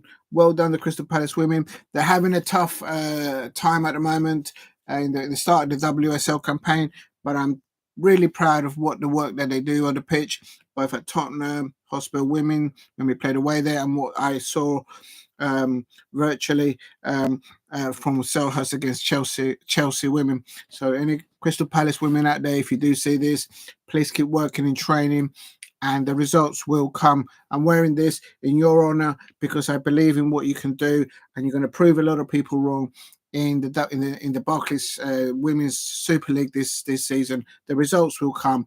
Keep working hard, and good luck to Laura Kaminsky, to Adam Jeffrey, who's her first team coach, and also good luck to Grace William, the head of women's football at Crystal Palace. Right. What I'm also going to do, I'm going to do the halftime scores. We've got Arsenal 0, Paris Saint-Germain 0, Barcelona 3, Young Boys 0, Bayern Leverkusen 0, AC Milan 0, Borussia Dortmund 5, Celtic 1. Brendan Rodgers, do something. You got loads of substitutions there. Do something. Inter Milan 1. And I've lost the stream. Oh, this is annoying. I keep losing the stream. Oh. I'm into double figures the amount of times that I've lost this, and it's just doing my nut. Just bear with me. Unbelievable. Where was I? Okay, yeah. Borussia Dortmund 5, Celtic 1. Brendan Rodgers, pull your finger out. You got substitutes there available. Make some changes. And this is thinking of a Scottish Premier League club coming at the weekend. I don't know, but it's Borussia Dortmund 5, Celtic 1 at halftime. Inter Milan are leading Red Star Belgrade 1-0. PSV are leading Sporting CP 1-0, and also Slovan Bratislava 0, Manchester City 2. Goodigan scoring on the 8th minute, individual goal, well-made goal. When he hit that ball, it was hit as good as it was back in the net. And then on the 15th minute, Jeremy Doku assisting Phil Foden, who's been brought in for this fixture by Pep Guardiola. Very convincing. The possession is there for them. If you're new to the channel, please subscribe at Diego C Palace. It is currently doing a watch along.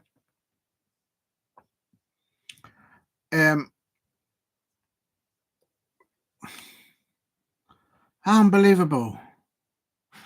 If you're new to the channel, please subscribe at Diego C Palace. Just under the halftime scores. Sorry, I didn't finish the actual completely. Earlier on today, it did finish. Red Bull Salzburg 0, Brest 4. Actually, I'm going to go into it because I want to see who scored there.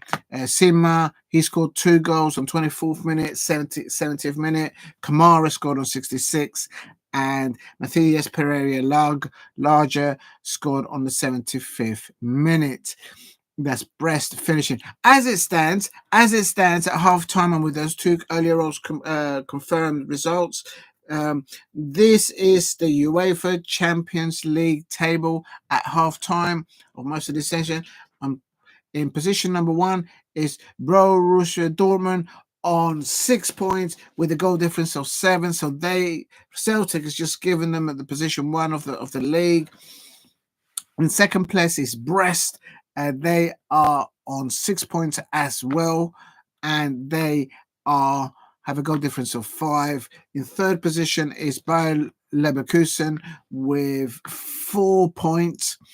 The rest of these are on 4 points. Sparta Prague are on 4 points. Manchester City are on 4 points. Arsenal are on 4 points with a goal difference of 2. If they can score another 2 or 3 goals, make it 5-0, they will go third. And Inter Milan are also with 4 points. The following teams are with 3 points. Bayern Munich, they've only played 1 though. Aston Villa only played 1, but they're on 3 points. Barcelona winning tonight for the first time, and they are obviously on third, 3 points. Liverpool on 3 points, but they've only played 1. They play tomorrow. Juventus 1 on 3 points. Real Madrid on 3 points. Benfica, Atletico Madrid 3. Monaco 3. Sporting CP on 3 points. Celtic on 3 points. PSV on 3 points. And PSG on 3 points. I tell you what, if Arsenal score 2 more goals and PSG don't do anything in return, I think Lucas Enrique, the PSG manager, might get shifted. You cannot be piped as a manager for PSG away by someone like Mikel Arteta and Arsenal by 5-0. If they concede 3 or 4 or 3 or 2 more goals, I think Lucas Enrique might be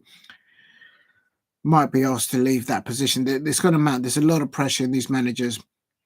And in the bottom half, AC Milan are with although they missed. I think that they're a dark horse, but I know they've only got 1 point, but they're a dark horse there.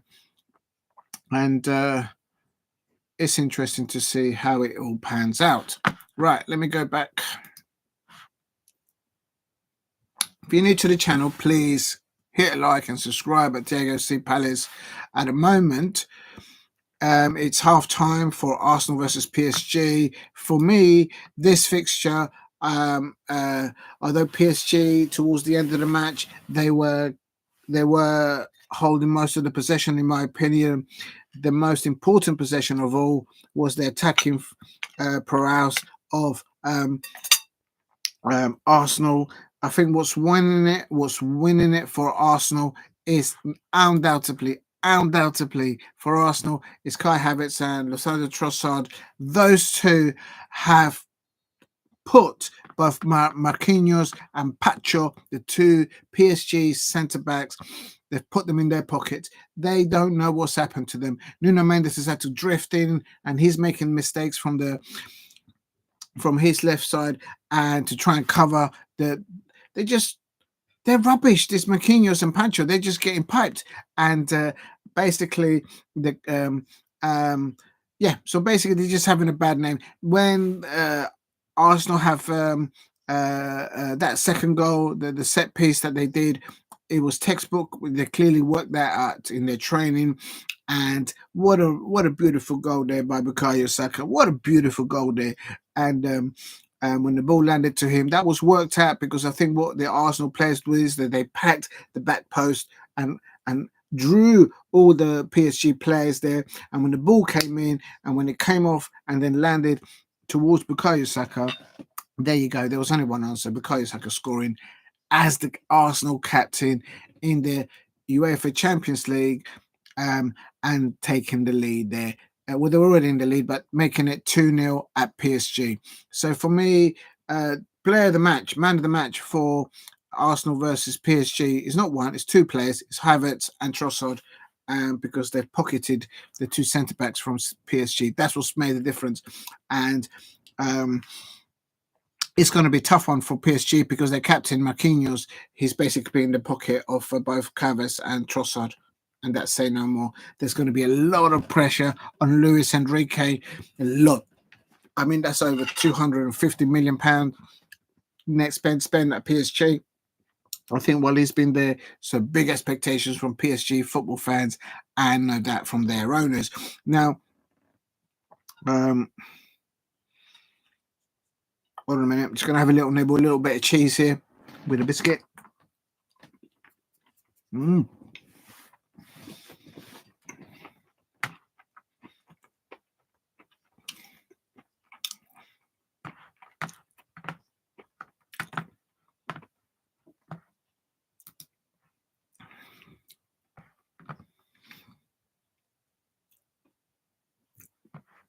Right, also going to mention now the League Cup between Newcastle, just going around all the grounds a little bit. In the League Cup, there is a third round tie. I forgot about this. Steve, I think you mentioned the last stream. Thank you very much.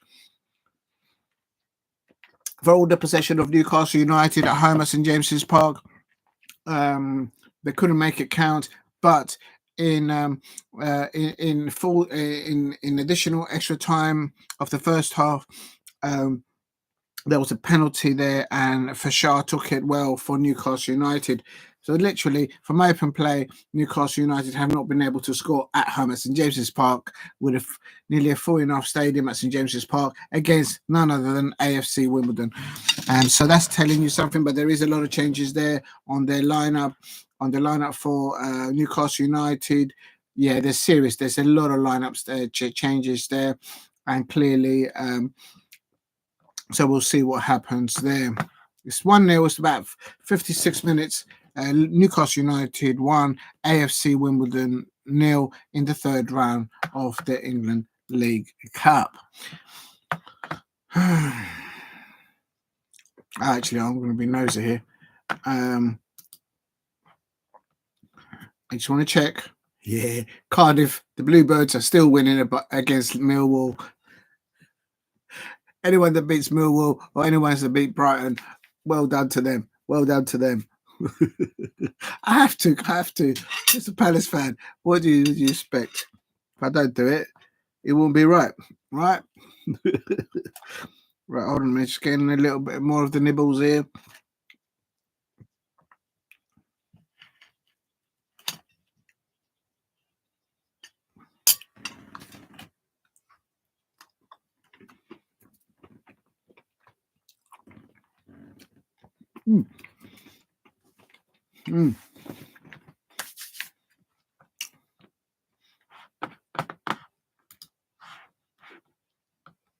Now, looking at halftime results, Arsenal 2, PSG 0, Barcelona 3, Young Boys 0, Bayern Leverkusen 0, AC Milan 0, Borussia Dortmund 5, Celtic 1, and they are leading the actual table in the UEFA Champions League stage right now. Inter Milan are 1-0 up against Red Star Belgrade, and PSG 1-0 over Sporting CP. Slovan Bratislava 0. Manchester City 2. They've just kicked off there for the second half, and my prediction for that one was Manchester City 3-1 away win. If you're new to the channel, please subscribe at Diego C. Palace. I'm doing content on Champions League fixtures for Premier League and Scottish Premiership clubs that are in the Champions League or European football. I'm doing content for Crystal Palace women, home and away fixtures, whether at the stadiums or live watch-alongs, and also on the Crystal Palace men there as well. And also I do coverage on other Premier League football clubs as well. It is... I'm hearing here with the commentary, PSG has never won here at the Emirates. Apparently it's the 5th time that they've played against each other. And there's a lot of pressure on... If this goes to some madness score like Arsenal 5, PSG 0, I think quite serious questions will be asked of Lucas Enrique. the manager of PSG. Why do I say that? You can see how much money they've been spending the last, not one season, but the last 3 seasons. Real talk.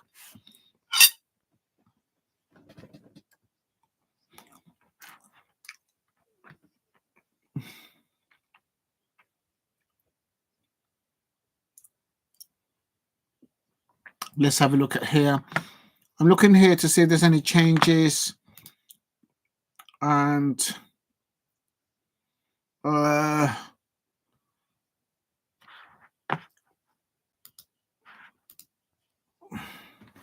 let me just see the lineups here. What's going on?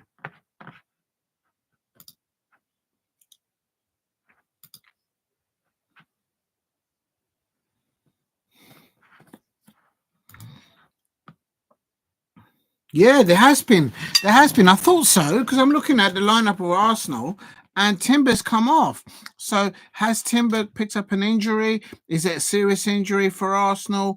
Timber very solid there. The right back for Arsenal.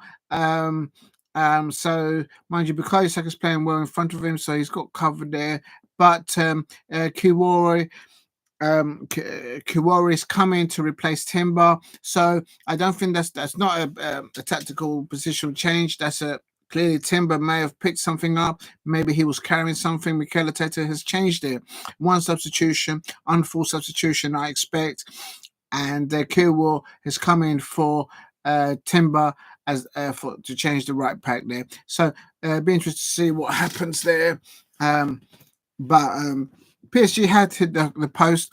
It has to be an injury, I reckon. And but for me, in the first half for Arsenal, the work that both Kai Havertz and Lissandro Trossard done, the way they both pocketed the two centre backs of PSG, the captain Marquinhos and Pacho, that's what's changed it. And maybe PSG feel that Arsenal are just their bogey team away in the Champions League and they just can't get past that. But at the moment, Arsenal are full in control of this game. Will they bottle it? I don't think they will. I think my prediction was, by the way, by the beginning of this fixture was Arsenal 2, PSG 0. So I don't think Arsenal will bottle it. I think they'll hold it out. And why are you doing that? That's so annoying. Every time I do that, I'm losing the... That's so annoying. So if I do now... Oh, I see. That's what happens. So if I then just do that one and just leave it like that, I suppose. Oh, he's done it again. I just lost the thing again. Oh, my God. There's got to be something that I'm doing wrong here. Every time I had it set up all right, and now it's nearly swore there. I don't know what time you can swear, when you can or when you can't swear on live streams. I have no idea. They don't give you a handle for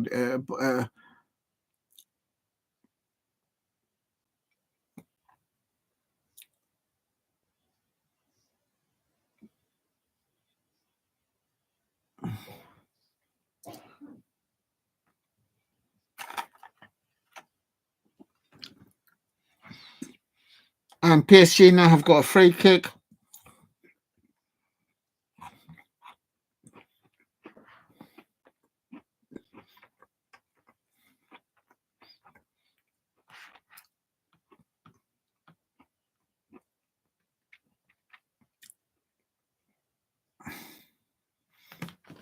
I think there's something about, when you get bogey teams that you play against, and I think that's what's happening with PSG. They feel that that Arsenal away fixture is just never meant to be. And what's going on?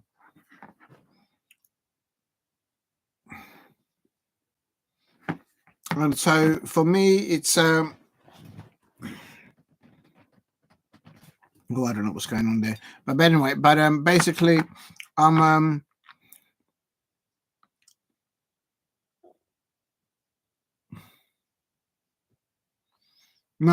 no, good defending by Arsenal there.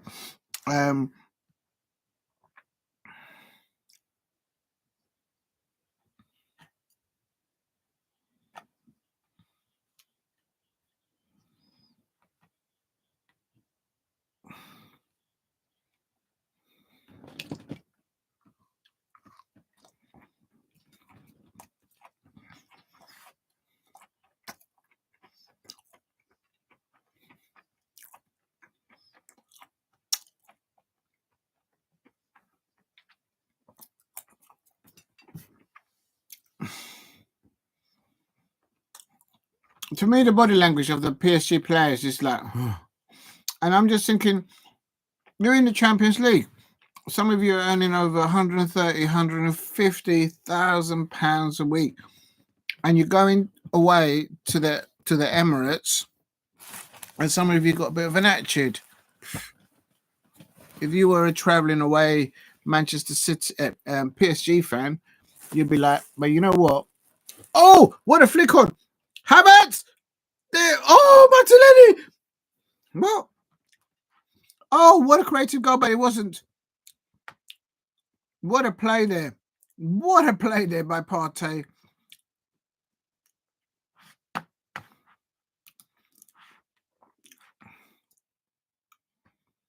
Oh, that could if Arsenal would have scored that there, that would have been a goal of the tournament possibly.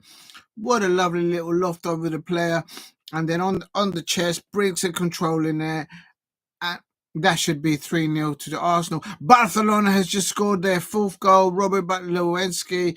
It can't stop scoring. It's Barcelona 4, Young Boys 0. And there's been a breakthrough. There's been a breakthrough in the Bayer Leverkusen fixture against AC Milan. And I'm going to go into that one because that's the one that I was intrigued by the lines up. And Xavi Alonso side have now taken the lead over Paul Fonseca's AC Milan side, 1-0 to Bayer Leverkusen, coming out in the second half with a bit more bite to them, and Boniface has scored on the 51 minutes, making it Bayer Leverkusen 1, AC Milan 0. If you're new to the channel, please subscribe at Diego C. Palace and drop a like if you can. And I actually predicted an AC Milan win there, but to no avail there. So, and just to confirm, Barcelona has scored their fourth goal. And big up to you, Steve. What have you put? Just consistency. Yeah, they're proving it. But I have to add this, Steve, and I'm not being negative on Arsenal and their performance, because they've outplayed PSG today on many parts over the field. But PSG, I think they always feel that going away to the Emirates, away at Arsenal, is their bogey team. And it's not an excuse. It's just sometimes it lands like that. And there's no way around that. If it stays 2-0, which was my prediction, I think it is what it is. But if Arsenal go on to win 5 or 6-0, because right now Arsenal should be 3-0 up now from that last attempt there. Then serious questions will be made of the PSG manager, no doubt. So, that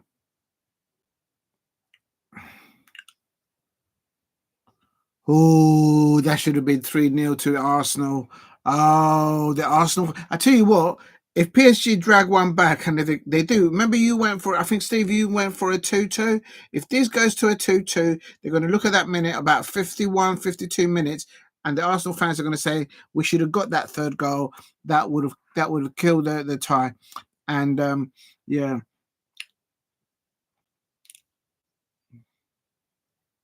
Oh, I see. So the better one, the one from 2014, 2019, the PSG, that was a better watch. Okay. You know what? I'm going to keep it real, Steve, here. I've never really liked. I've always heard so many negative things about PSG, but also the way they've actually sort of spoken about how they may have spoken about clubs in the Premier League, not the top clubs, but other clubs. And I'm thinking, what are you talking about? You know, you've got so much wealth, who owns PSG and all that, so much money they involved. Just keep it to yourselves, you know what I mean? So I've never sort of, I just don't like the way they've spoken about Premier League clubs, because they're not owned by like one owner, two owners. It's the ownership of PSGs. Well, we know who owns them anyway, so it is what it is. So, just if you're going to have a comment about your own French teams. Don't go comment about anybody else.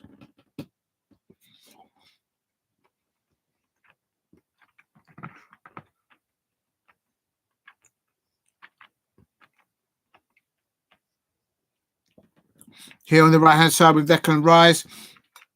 Grab it on the ball. Oh, Manchester City. The man, the big man himself, Erling Haaland, has got himself on the scorebook. And it is now Manchester City 3 away at Slovan Bratislava. My prediction was Manchester City 3-1 away win. So there you go. They've scored the 3 goals. My prediction was Arsenal 2, PSG 0. Got that one right as well. I swear, man, I'm going to... Lyon. Yeah, back in the day, Lyon Olympique Lyonnais.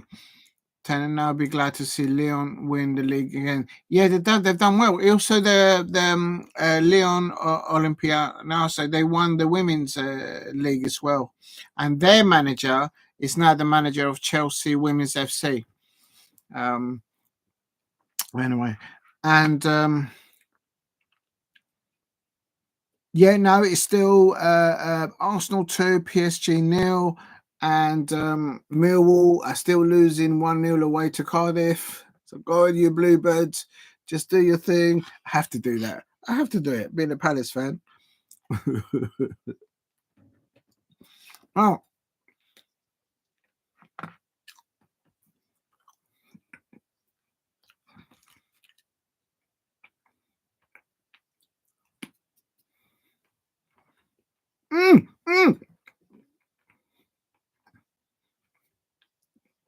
Havertz heading down from Bukayo Saka. Oh no, but it's now been pumped up upfield. So another opportunity there for Arsenal. PSG players are just saying, look, can we just call time out now, and can we just get on the plane and go back to Paris?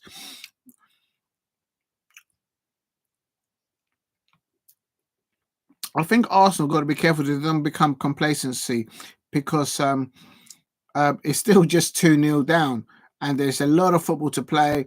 We're coming up to 59 minutes, so there's a lot of football still to be played, and they're only 2-0 up. So, but well and convincing. Barcelona winning 4-1 against Young Boys. Bayern Leverkusen 1-0 over AC Milan. That's the only prediction that I'm getting well wrong. I thought AC Milan might be a dark horse for this competition, but they're just not. Celtic, my prediction is that they scored 1 goal, and they have, but Brendan Rodgers has actually let in 5. I'm actually going to go into this match to see if he's actually made any substitutions, because he never made any substitutions in the first half of his game. He has. Brendan Rodgers at halftime has made a double substitution. At the back, he's replaced Taylor and he's brought on Alex Vage. And in the left wing back position, no, not left back, left wing position, he's taken off Paulo Bernardo, and he's brought on Hatari. So he has made a change, and it's still there. Celtic 1 away at Borussia Dortmund 5. So Celtic need to, in my opinion, just find themselves there and just pull another one back and make it a bit more respectable, I suppose, from their perspective. Manchester City are still winning 3-0 away at Slovan Bratislava. And what's going on here? So what do I do now? So I just do that. And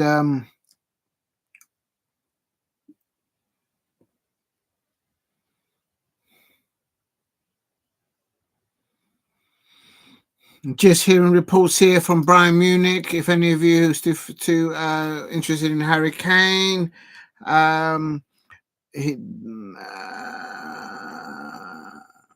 there's a doubt to whether Harry Kane will start against Aston Villa tomorrow. So that's going to be quite interesting to see. Anyone there who's interested in that fixture there. What was that? Donetsk versus Atlanta versus Villa versus Munich. Watch tomorrow. Yeah, there's some tasty ones tomorrow. I can't lie, man. There's some tasty ones tomorrow. I can't lie. Let me have a look at that while this is going on. There's still nothing happening here between Arsenal and PSG. PSG is just like they just want to go home. They're not looking to fight back. So how do I do it? So go there. Yeah, Aston Villa versus Bayern Munich. That's going to be a tasty one. Atletico Madrid, they're away at Benfica. That's going to be a nervy one there. Liverpool are at home against Bologna, and Juventus are away at RB Leipzig. So yeah, some tasty ones there. Definitely looked hopefully to cover that, depending on things. Um, ow, ow, ow, ow. If you're new to the channel, please subscribe at Diego C Palace. I do content coverage of home and away fixtures for Crystal Palace women. Big up the Crystal Palace women. Keep working hard in training. The results will come in. Love the performance. Love the work that you've all been doing throughout the first two games in the WSL. I know it's not what we wanted, what you wanted, but still very proud of every single one of you. Good luck to Laura Kaminsky, Adam Jeffrey, and all the other coaching staff in the setup there. But Crystal Palace women also cover Crystal Palace men. That's their shirt there. They need to turn rounds around. I think we should play Jefferson Lerma in the number 8 position. For me, he's our best number 8 at the moment, following the Corres injury. But that's the way I see it. But we'll see what happens against Liverpool on Saturday. And also do coverage, as you can see, on the Champions League with other fixtures. Celtic, Manchester City and Arsenal. Celtic, of course, of the Scottish Premiership. They scored the one goal, which I thought they would score, but they've conceded 5 at half-time. Brendan Rodgers have made a double substitution there, one in defence and one in the wingers, one of the wingers on the left-hand side. So we'll see what happens there. But that was just place for likes. It's still a 4-4-2 there, and Martinelli is now on its way there. Can he make anything from here? Oh, big challenge there from the PSG player, but everyone's okay. Inter Milan have scored the second goal. Marco Arnautovic has scored on the 59 minutes against Red Star. It's Inter Milan 2, Red Star 0 now. The substitution going on now, trying to figure out who's coming on, who's coming off. And yeah, Inter Milan, I can confirm, have doubled their lead. On a minute, I just gotta just move because it's not very comfortable where I am.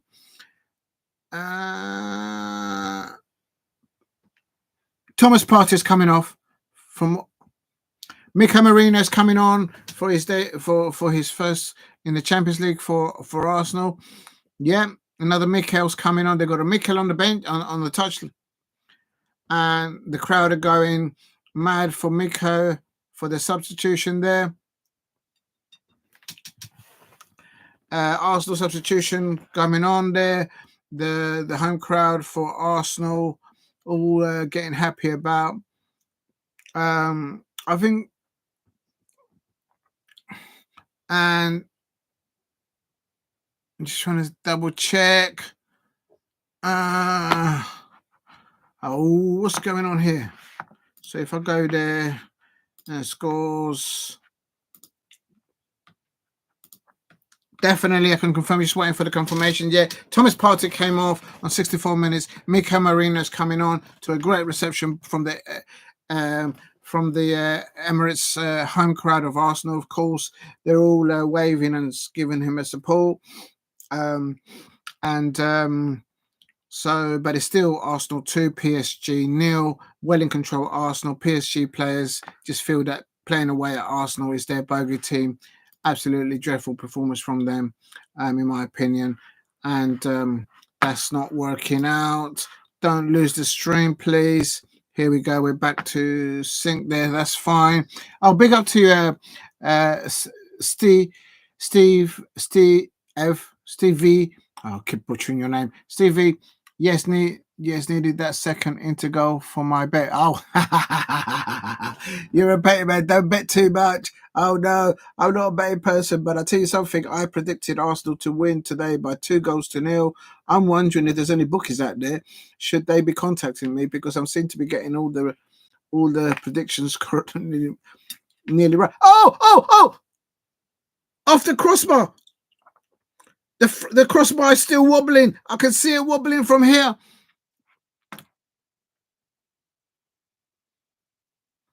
PSG asking questions now. Nah, Trossard's been fouled. That would help the home crowd there catch their breath. And I tell you something, on set pieces, Arsenal are vulnerable. Arsenal are vulnerable. Oh my days. Celtic has just conceded another goal. Oh my days. Brendan Rodgers, what are you doing to your side? You were winning, you won the first game in the Champions League. And this time round, I had predicted that you would score one goal there. And Dortmund, so PSG here, the Emirates, they're just racking the crossbar. Still, the Arsenal crossbar is still wobbling. Real talk. I'm not even exaggerating. And yeah, I'll tell you, I've got some predictions right. So I'm going to let you know, I'm going to send a memo to the bookie shops, maybe a little contract there. I can't lie. But I hear what's going on here.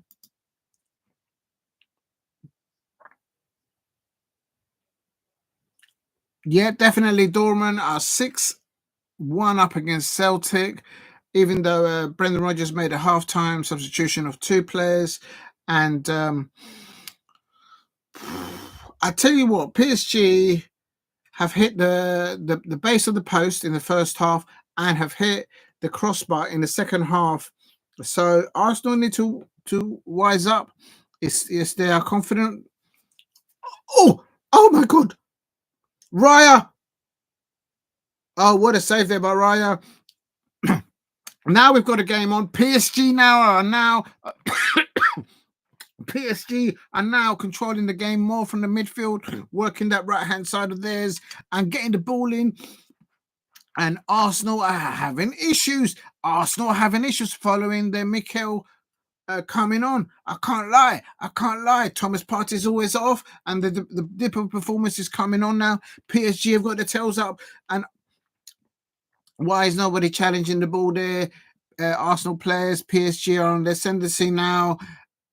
Now we've got a match on. For some reason, PSG have come alive here on roughly around the 68 minutes. PSG have suddenly come to life. I don't know what's going on there, but maybe they were just waiting for the 68 minutes, and now they're causing scenes following that substitution of Partey coming off and Mikel coming on. It's going all pear-shaped for Arsenal. What is going on?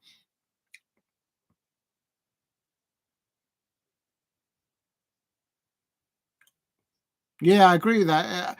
I understand you can lose, but not like this if you're going to make it as hard as possible for the other team. Well, I presume you're talking about Celtic. Yeah, that's Brendan Rodgers, I suppose, but I just don't understand why he didn't change something in the first half when they went 3-1 down. Just do something. Just alter the rhythm of their game. And he didn't. He just waited until half time, and it's like 5-0. Maybe I'm doing that as a hindsight. I don't understand that. But PSG have suddenly come to life now. It is Arsenal still 2-0 over PSG.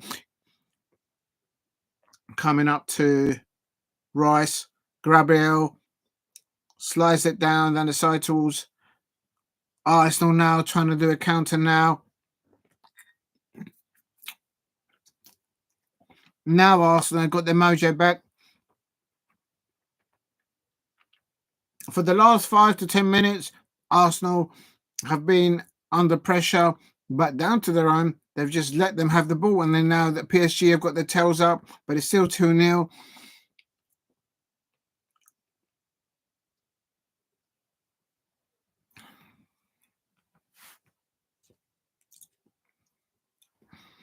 If you're new to the channel, please subscribe at Diego C. Palace. I do content on Crystal Palace women. At the moment, on roughly just gone over 70 minutes, I do the scores now. Arsenal 2, PSG 0. In the last 5 to 10 minutes, Arsenal have lowered their guard. PSG have got their tails up. And in the first half, Trossard and Havertz were the best players, in my opinion. but they're 2-0. Barcelona are winning by 4-0 against Young Boys. Bayern Leverkusen is 1-0 over AC Milan. Borussia Dortmund 6, Celtic 1. Halftime, Brendan Rodgers has done a double substitution, but that's not made any difference because they've conceded another one. Is 6-1 against them. Inter Milan are now 3-0 up against Red Star Belgrade. PSV 1-0. Sporting CP. And Slovan Bratislava 0, Manchester City 3. My prediction for that match was Slovan Bratislava 1, Manchester City 4. Manchester prediction is 1-3, but Manchester City has just scored their 4th goal, and I'm just waiting to see if it gets choked off on about 74 minutes. That stands. Is Magatir scoring for Manchester City. It is now Slovan Bratislava 0, Manchester City 4, and it is coming up to 76 minutes there. So Pep Guardiola well in control there, and if you look at the bench there in that what Pep took, he only took that 5 substitutes over there. I can't lie, but he's doing the job there, and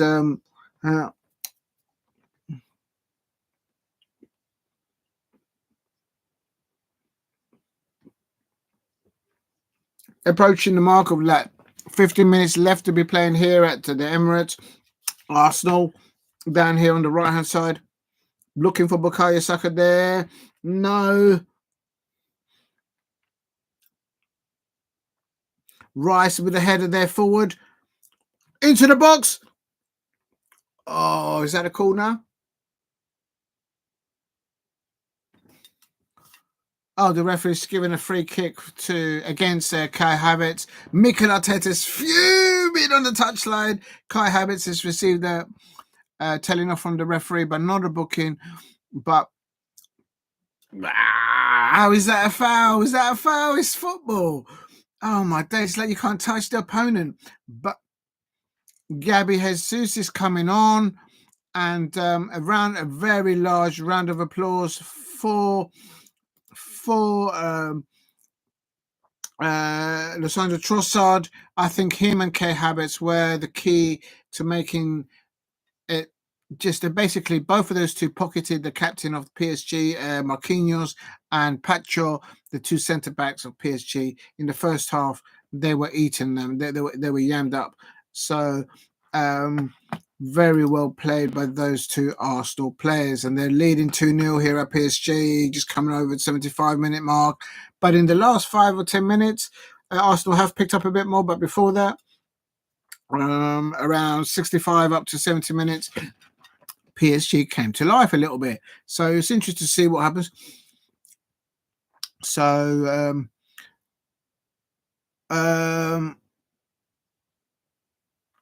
no. Oh, nearly. Right, still 2-0 here at PSG. This moment. Havertz on the ball. Onto Jesus. Martinelli. Good goalkeeping from PSG there. But Arsenal showing that the best way to defend is to attack the PSG. Good interception by Saliba there as PSG look to come across from the width and cut through into the center of near the center backs of Arsenal. Saliba, very good interception there, and now it's still Arsenal 2, PSG 0, and Crystal Palace. Oh yeah, for Saturday. I'm still in mourning. I'm telling you, mate. My lucky hat there.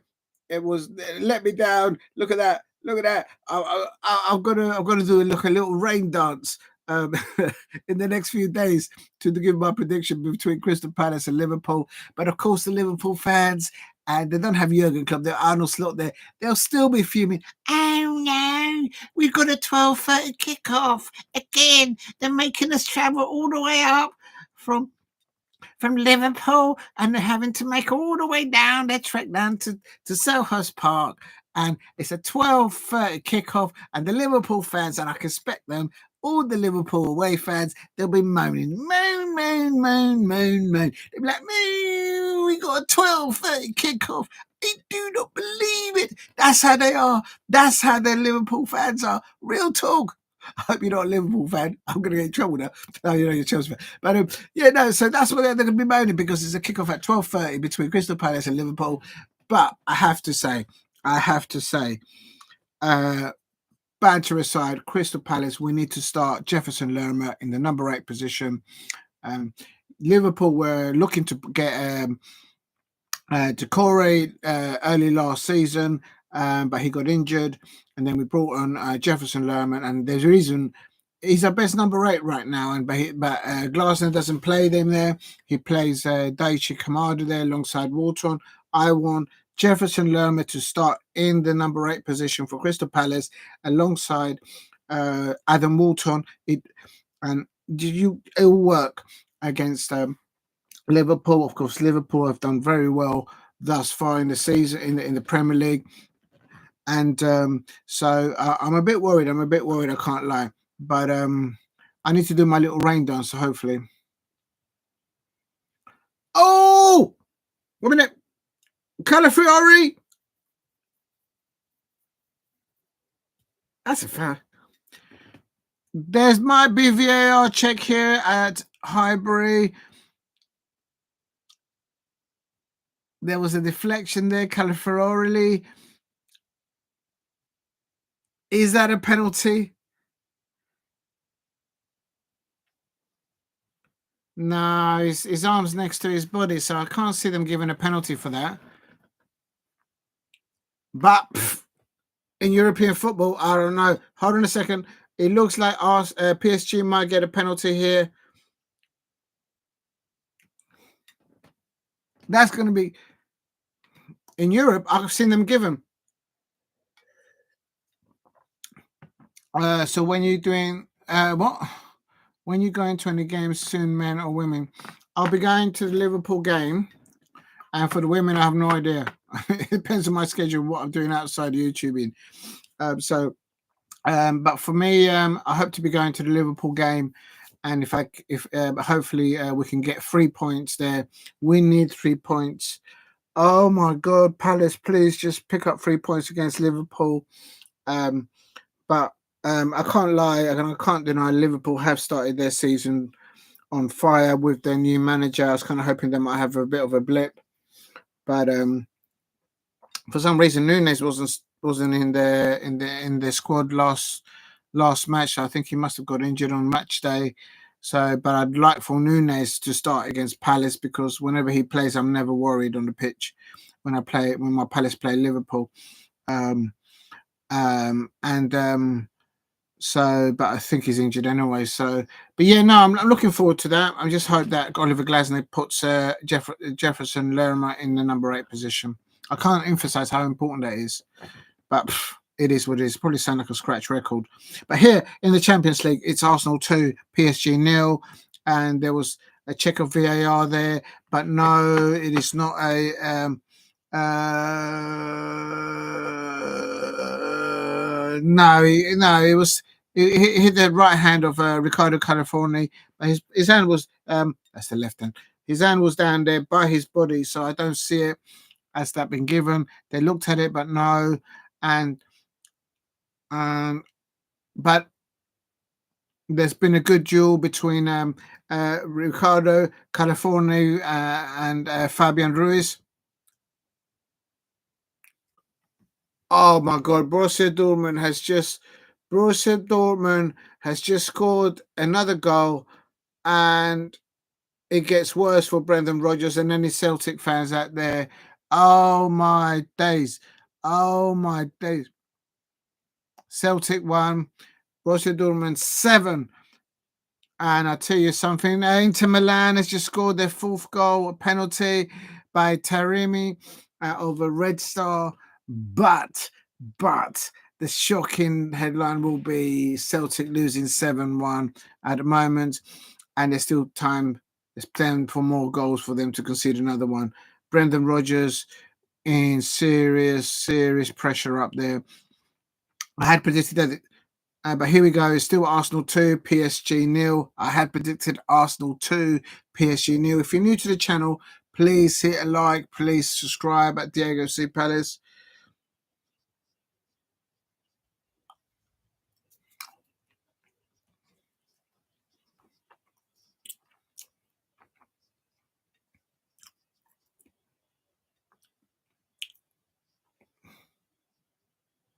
Two goals to no hill. Still had Arsenal versus PSG. Roughly about between 9 or 10 minutes still left to be played in normal time. And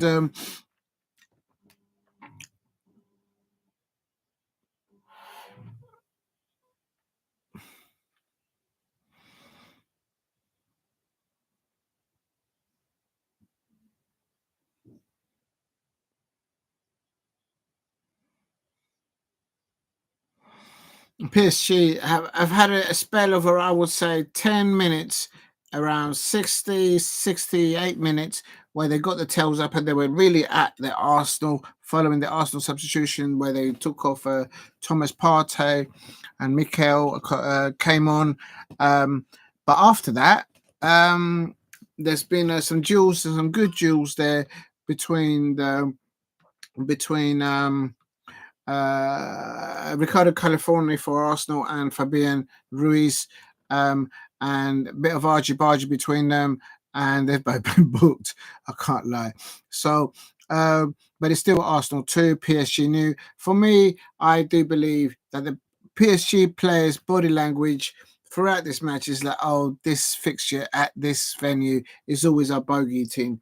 And that's just how it is. Sometimes it lands that way. Not that I'm experiencing European football, because my Crystal Palace have not been lately at a Champions League.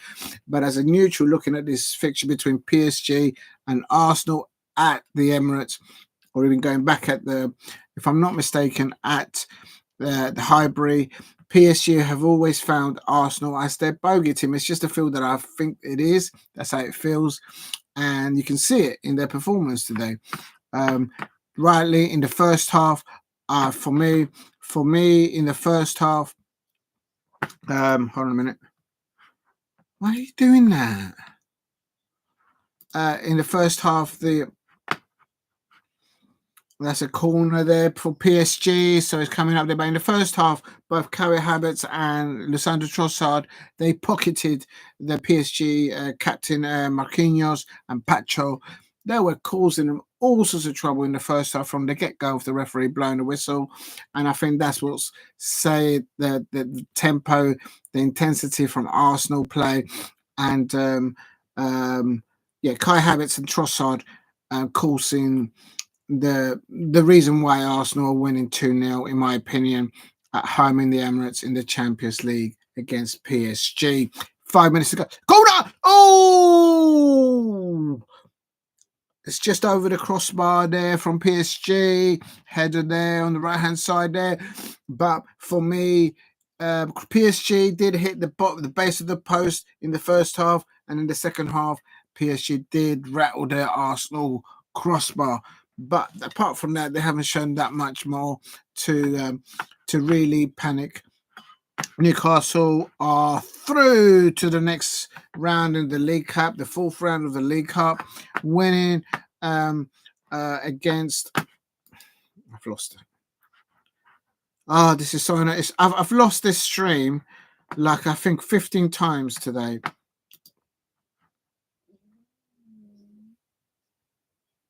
And I can confirm that Newcastle are through to the fourth round. Just double checking it. They won 1-0 against AFC Wimbledon at St James's Park, winning from a penalty. They couldn't score from open play. Oh, here we go. What's going on here? Goal! Who scored? Hastings United versus Chatham. I'll tell you what about Hastings.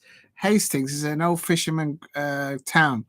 And back in the day, if you go to Hastings, on the left-hand side of the beachfront, There's all the huts from the old fishermen, and if you stand there with that and you look behind you, up the top of the cliff, there is a golf course there, a mini golf course, not a mini golf course, there's a little golf course out there, and I used to play golf back in the day up there. I used to love the fish and chips and all the on it, but it's all changed now. That was in the mid 90s, Hastings, and it's changed a lot since the early 90s and mid 90s to now. Like Chatham, Chatham has changed a lot. I can't lie, but yeah. So if you know Hastings, Steve, read it's an old fisherman beach town, and I used to know all the arcades down there, you know, and also play golf at the top of the cliff back in the day. If you know, you know.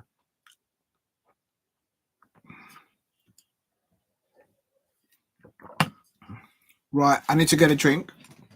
I'm thirsty. And I've run out of drink here. Right, hold on a sec. Oh, God, how am I going to do this? If you're new to the channel, please subscribe at Diego C. Palace. I'm doing...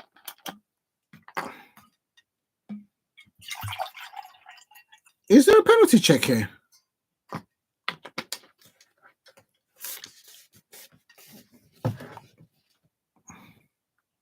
Declan Rice is got involved into a clash with one of the PSG players, and there could be a penalty here in the latter stages against PSG.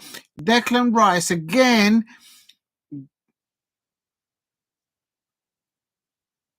That would have been a penalty. Was it inside or outside? And for me, they're just showing the replay. That's nowhere near the penalty area. That's about 6 yards away from the penalty area. That's not a penalty. But on my days, hold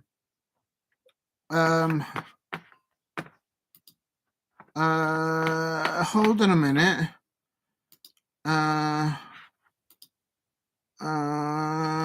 No, it's not. It's a penalty. No, it's not a penalty.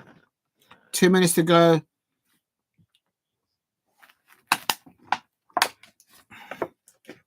A minute, just drinking, putting some water in here.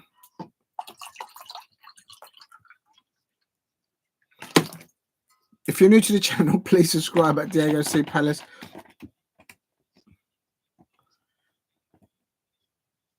There you go. So you know about Hastings. There you go. Big up to you, Steve. Steve V. Yeah, Hastings, an old fisherman port, but it's sadly it's not how it used to be back in the day. Which is a bit sad. But don't know if to be honest, I don't know if the golf course is still there actually at the top of the Hastings, but I used to go there a lot, and do what youngsters do up there, all sorts of things back in the day. And come on, right, here we go. It is still in the Champions League, UEFA Champions League, Arsenal 2. Going to have a little rundown on the scores here. What did you say? It's still Arsenal 2 into additional extra time, PSG 0.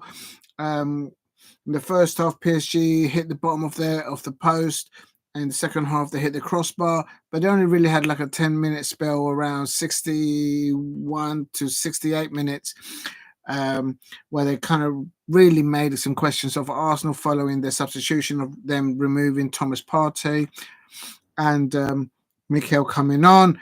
And it's Arsenal 2 on the right hand side here. Arsenal, PSG are now trying to try something there on the right hand side to no avail. Barcelona is 5. Barcelona 5. Young Boys 0. Bayer Leverkusen 1. AC Milan 0. Borussia Dortmund 7. Celtic 1. I did predict Celtic would score 1 goal away, but I expected them to win 1-0. But it is 7 that they've let in through. Brendan Rodgers did a double substitution at half time, bringing on a left back and a winger. but it made no difference because they went on to score another 2 goals. It was madness. Inter Milan 4, Red Star Belgrave. They're still playing there in additional extra time. PSV 1. Sporting CP have equalised 1. And Slovan Bratislava 0. It's a full-time result now. I can confirm it. Manchester City 4. I predicted there. Slovan Bratislava 1. Manchester City 3. But it ended Manchester City a 4-0 away win at Slovan Bratislava. So well done, Pep, and all those teams over there. They've done the dues. Bukayo Saka's getting substitution here to a great applause to the crowd here, to the Emirates. It is he came on the pitch at the beginning of the match as the Arsenal captain, leading by example. And he's now leaving the pitch in additional extra time as a captain. And they're winning 2-0. My prediction for this fixture was a 2-0 fixture. I tell you, Borussia Dortmund playing like the Chelsea women. Oh yeah, you see, this is what I'm talking about. The jamminess of Chelsea fans. You see, I was just about during making it through this live watch along, and there you go again with the jamminess of Chelsea refereeing, always against my Palace men's side and the best women's side in the Barclays Women's Super League now, the Crystal Palace women. And I tell you something, the jamminess of that referee, Chelsea, Crystal Palace women versus Chelsea women on Friday night, she booked that referee, the Chelsea referee, booked Annabelle Blanchard within 5 minutes. I say no more. The jamminess. I'll start it again, like in Mastermind. I started again, so I'm finishing this. The jamminess of the referees every time the officials officiate against Crystal Palace versus Chelsea men or Crystal Palace versus Chelsea women. I'm telling you something, the jamminess of the officials of Chelsea, jamminess of referees is indescribable, and I cannot say what I'm thinking or feeling because I probably get the thing then dropped off from the stream. I'm telling you, how dare you.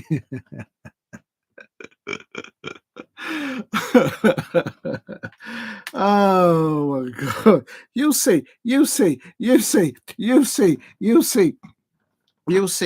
When we later on in the season, you're going to see the results from the Crystal Palace women under our Laura Kaminsky and Adam Jeffrey, our first team coach there as well, and all Amy Everett, the Crystal Palace women's captain. You're going to see, and this is what I'm talking about, the jamminess of Chelsea refereeing against our Palace players. It's taking the biscuit, and I'm just going to open my oh, look at that. I've just opened another one and there is no raisins whatsoever. This cake that I got, I'm sure it's supposed to have raisins, and I bet you the person that baked this must have been a Chelsea referee. I'm telling you, as a matter of fact, I'm going to take it back with the receipt to the shop because I'm sure I was expecting there to be at least 1 or 2 raisins in this. And there is absolutely nothing there. Absolute scenes. I don't know why I even chopped my food in this place. Back to the football. Who says? It's still Arsenal 2, PSG 0. Raya making a save there. And it's ending now. I can confirm it is full time. I predicted Arsenal 2, PSG 0. If there's any bookie shops out there that want to sign up a Crystal Palace content creator, send us the memo. I seem to be getting all these predictions right. Don't know why, but I seem to be. Barcelona 5, Young Boys 0. Bayern Leverkusen 1, AC Milan 0, Borussia Dortmund 7, Celtic 1, and that's not a mirage on how the Crystal Palace women played against the Chelsea women. It's all down to that Chelsea referee and that Chelsea lino that we had at Selhurst Park that day. Real talk, real talk. The audacity of that Chelsea referee booking Annabelle Blanchard, a Liverpoolian young amazing player, within 3 minutes, not 5 minutes, within 3 minutes of the start. The referee with the Crystal Palace women versus Chelsea women on Friday night, the referee, as she was walking out from the tunnel, she was already, before she even blew the whistle to start that match, she was looking around at the Crystal Palace women players and saying, right, who am I going to book? Who am I going to book? Let me get a number on the shirt. I'm going to go find Annabelle Blanchard. And what happened? On 3 minutes, I started, so I'll say it again, on 3 minutes, that Chelsea referee gave Annabelle Blanchard an unduly unfair yellow card. I mean, what's all that about? And that's what the jamminess of playing against Chelsea. That's always the case. Unbelievable. But yeah, back to this. Borussia Dortmund 7, Celtic 1. Inter Milan 4, Red Star Belgrade 0. PSV 1, Sporting CP 1, and last of all, Slovan Bratislava 0, Manchester City 4. And I'm just going to confirm the goals for the Manchester City side. Goodigan on 8 minutes. Foden, who came into the side this time round. Erling Haaland, who else wouldn't score for City, on 58 minutes. And McTee scoring on 74 minutes.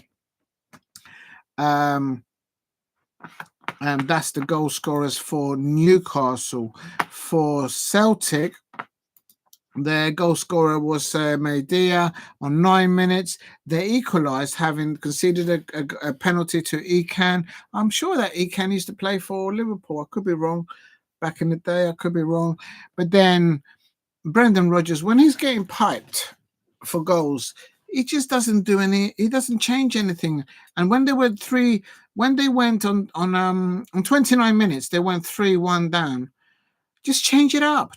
Even at 42 minutes, when Adeyemi scored his hat trick, he still didn't change anything. And I'm thinking, just do something. I take it wrong. Guriese scored in the 40th minute. So there, just change it. You still got 5 minutes until half time. Change it a little bit. You got options on the bench. Nothing. He did a double substitution at half time, and that didn't make a difference. They actually considered 2 further goals because at half time it was 5-1, and it ended Borussia Dortmund 7, Celtic 1. And so Brendan Rodgers probably very upset with that outcome, no doubt. The other team featuring in Europe, of course, this evening was Arsenal. And going into depth with that, my take on this for this fixture is big up to you, Stephanie, up the Palace. Big up to you.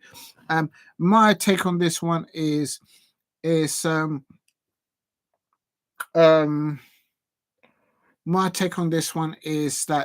in the first half, undoubtedly, Kai Havertz and Lissandro Trossard, their combination, their prowess of going in between the lines, going in behind the PSG captain Marquinhos and Pacho, the 2 centre backs, they were in the pocket.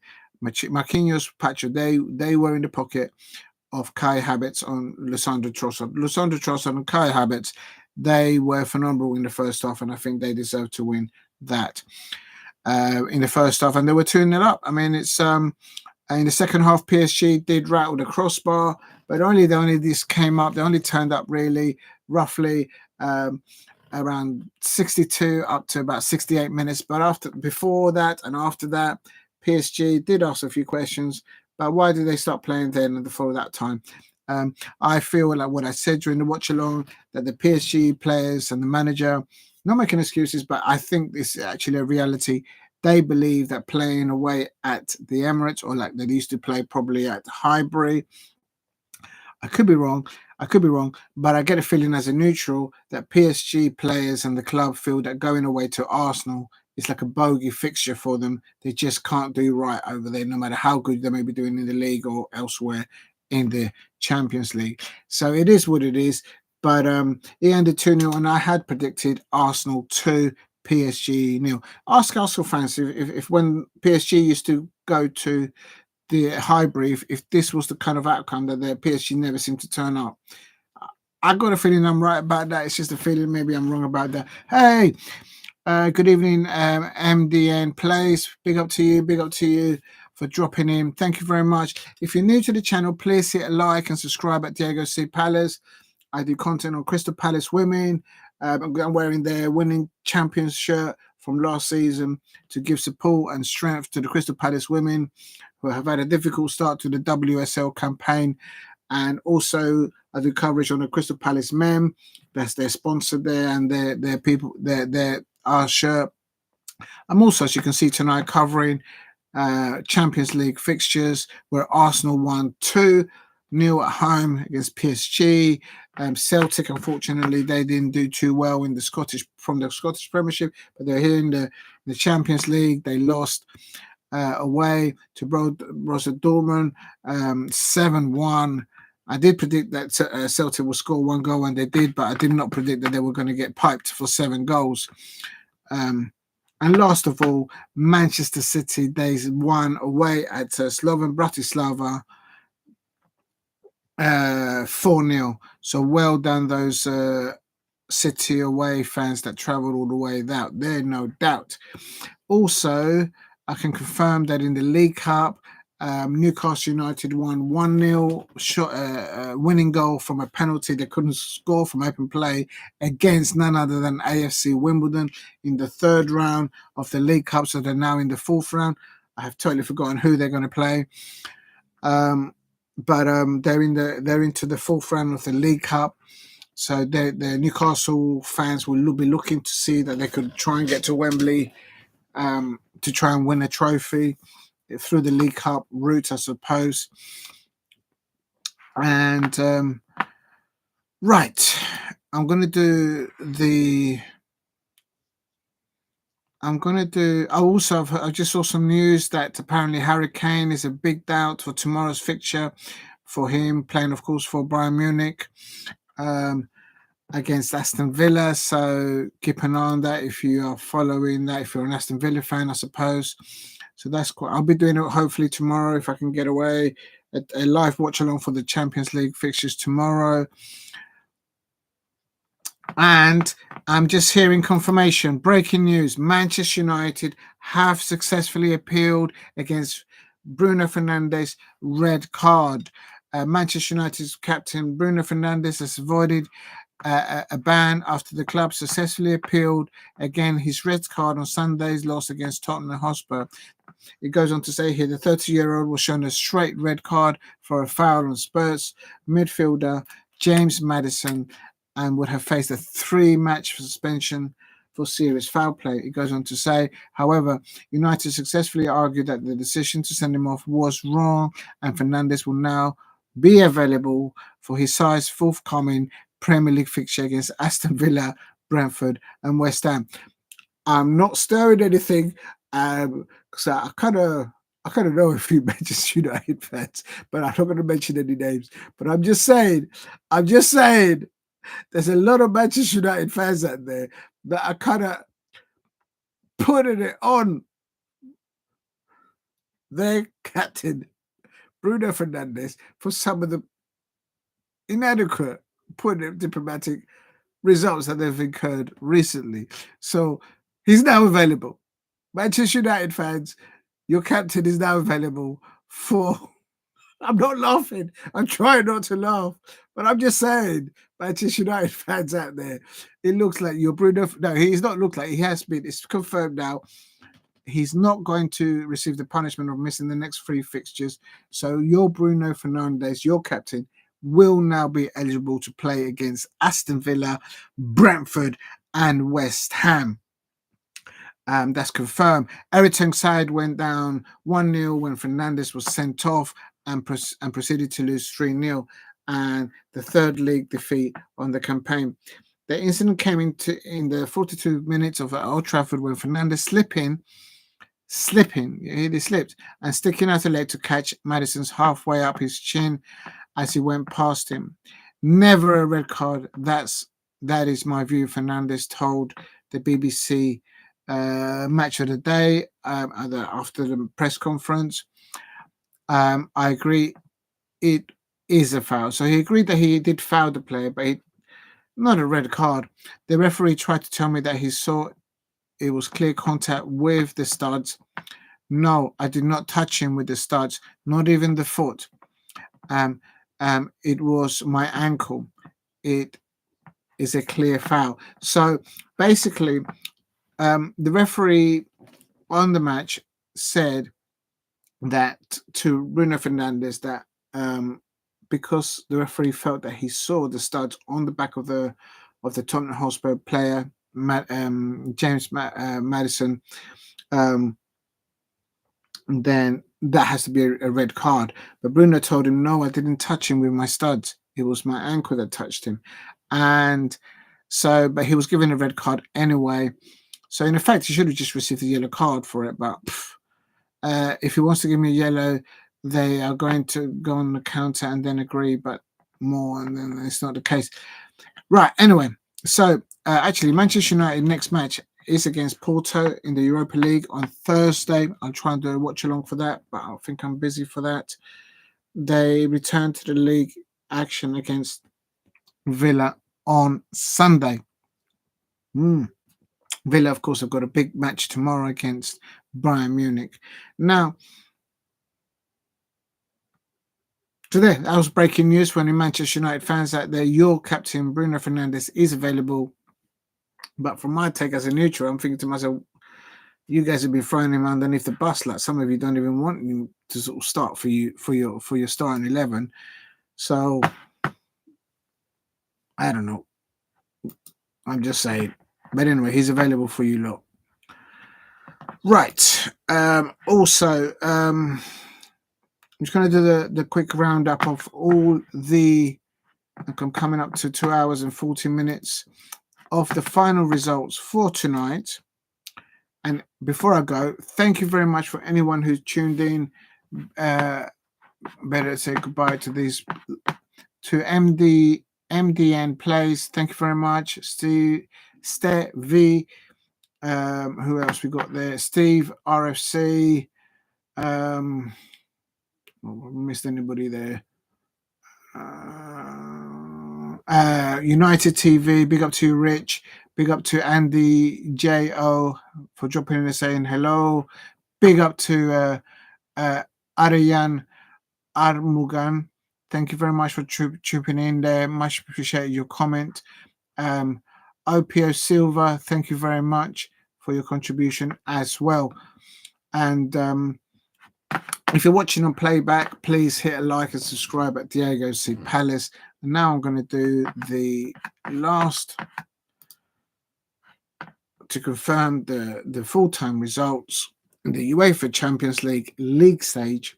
It is Red Bull Salzburg 0, Brest 4, Stuttgart 1, Sparta Prague 1, Arsenal 2, PSG 0, Barcelona 5, Young Boys 0, Bayern Leverkusen 1, AC Milan 0, Borussia Dortmund 7, Celtic 1, Inter Milan 4, Red Star Belgrade 0, PSV 1, PSV 1, Sporting CP 1, so they equalised. Slovan Bratislava 0, Manchester City 4. And 1 minute, I'm just going to put this because I'm going to lose my charge. Oh, please don't die.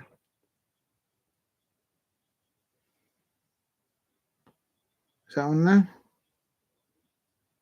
Yeah, I think that's on now. I've no idea there. If you're new to the channel, please subscribe at Diego C. Palace. So that's the full-time results for the UEFA Champions League stage. Also, I can confirm that in the English League Cup, third round, Newcastle United 1, AFC Wimbledon 0. And Cardiff City 1, Millwall Neil, so well done, Cardiff City, the Bluebirds, for beating Millwall. As a Crystal Palace fan, I had to add that. Come on, give me some slack. My Crystal Palace team, men and the women's team, it's very hard to watch them, but I'm actually proud and love every single one of them.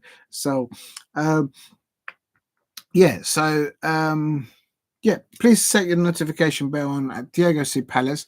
Hopefully, I'll be doing some more work tomorrow on live watch-alongs in the Champions League or any other fixtures, and also there's some other content which I need to bring up on Crystal Palace men and Crystal Palace women, all due to come in. Yeah, okay. So thank you very much for watching, and hope you've all enjoyed the live stream. And again, thank you to all in the comments and those of you who have watched it on playback or on live. It means a lot. Thank you very much for watching.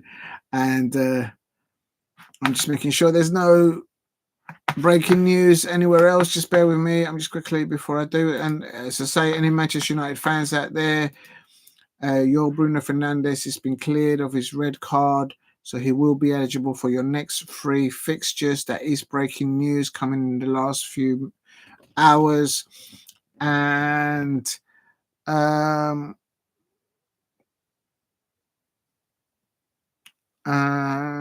can't see any more other breaking news. Yeah, so thank you very much. Thank you very much, Stevie. Much appreciated your dropping in. Much appreciated. Absolutely. Stay safe. Have a wonderful evening, everyone out there, and catch you up in the next one. And up the Palace. And thank you for watching. Oh, what's this? Oh, Jude Bellingham's brother scoring. That's a lovely goal there by not Jude, Joby Bellingham scoring for Sunderland. We were linked for him in the transfer window where Sunderland have won 2-0 over Derby. But I just saw a clip of his goal. He's a very good prospect of the game, the 19-year-old Joby Bellingham. It wouldn't be surprised me if maybe in the January transfer someone goes in for him. Thank you very much for watching. I'll catch you up on the next one. Take care and up the Palace. Thank you very much for watching. Oh.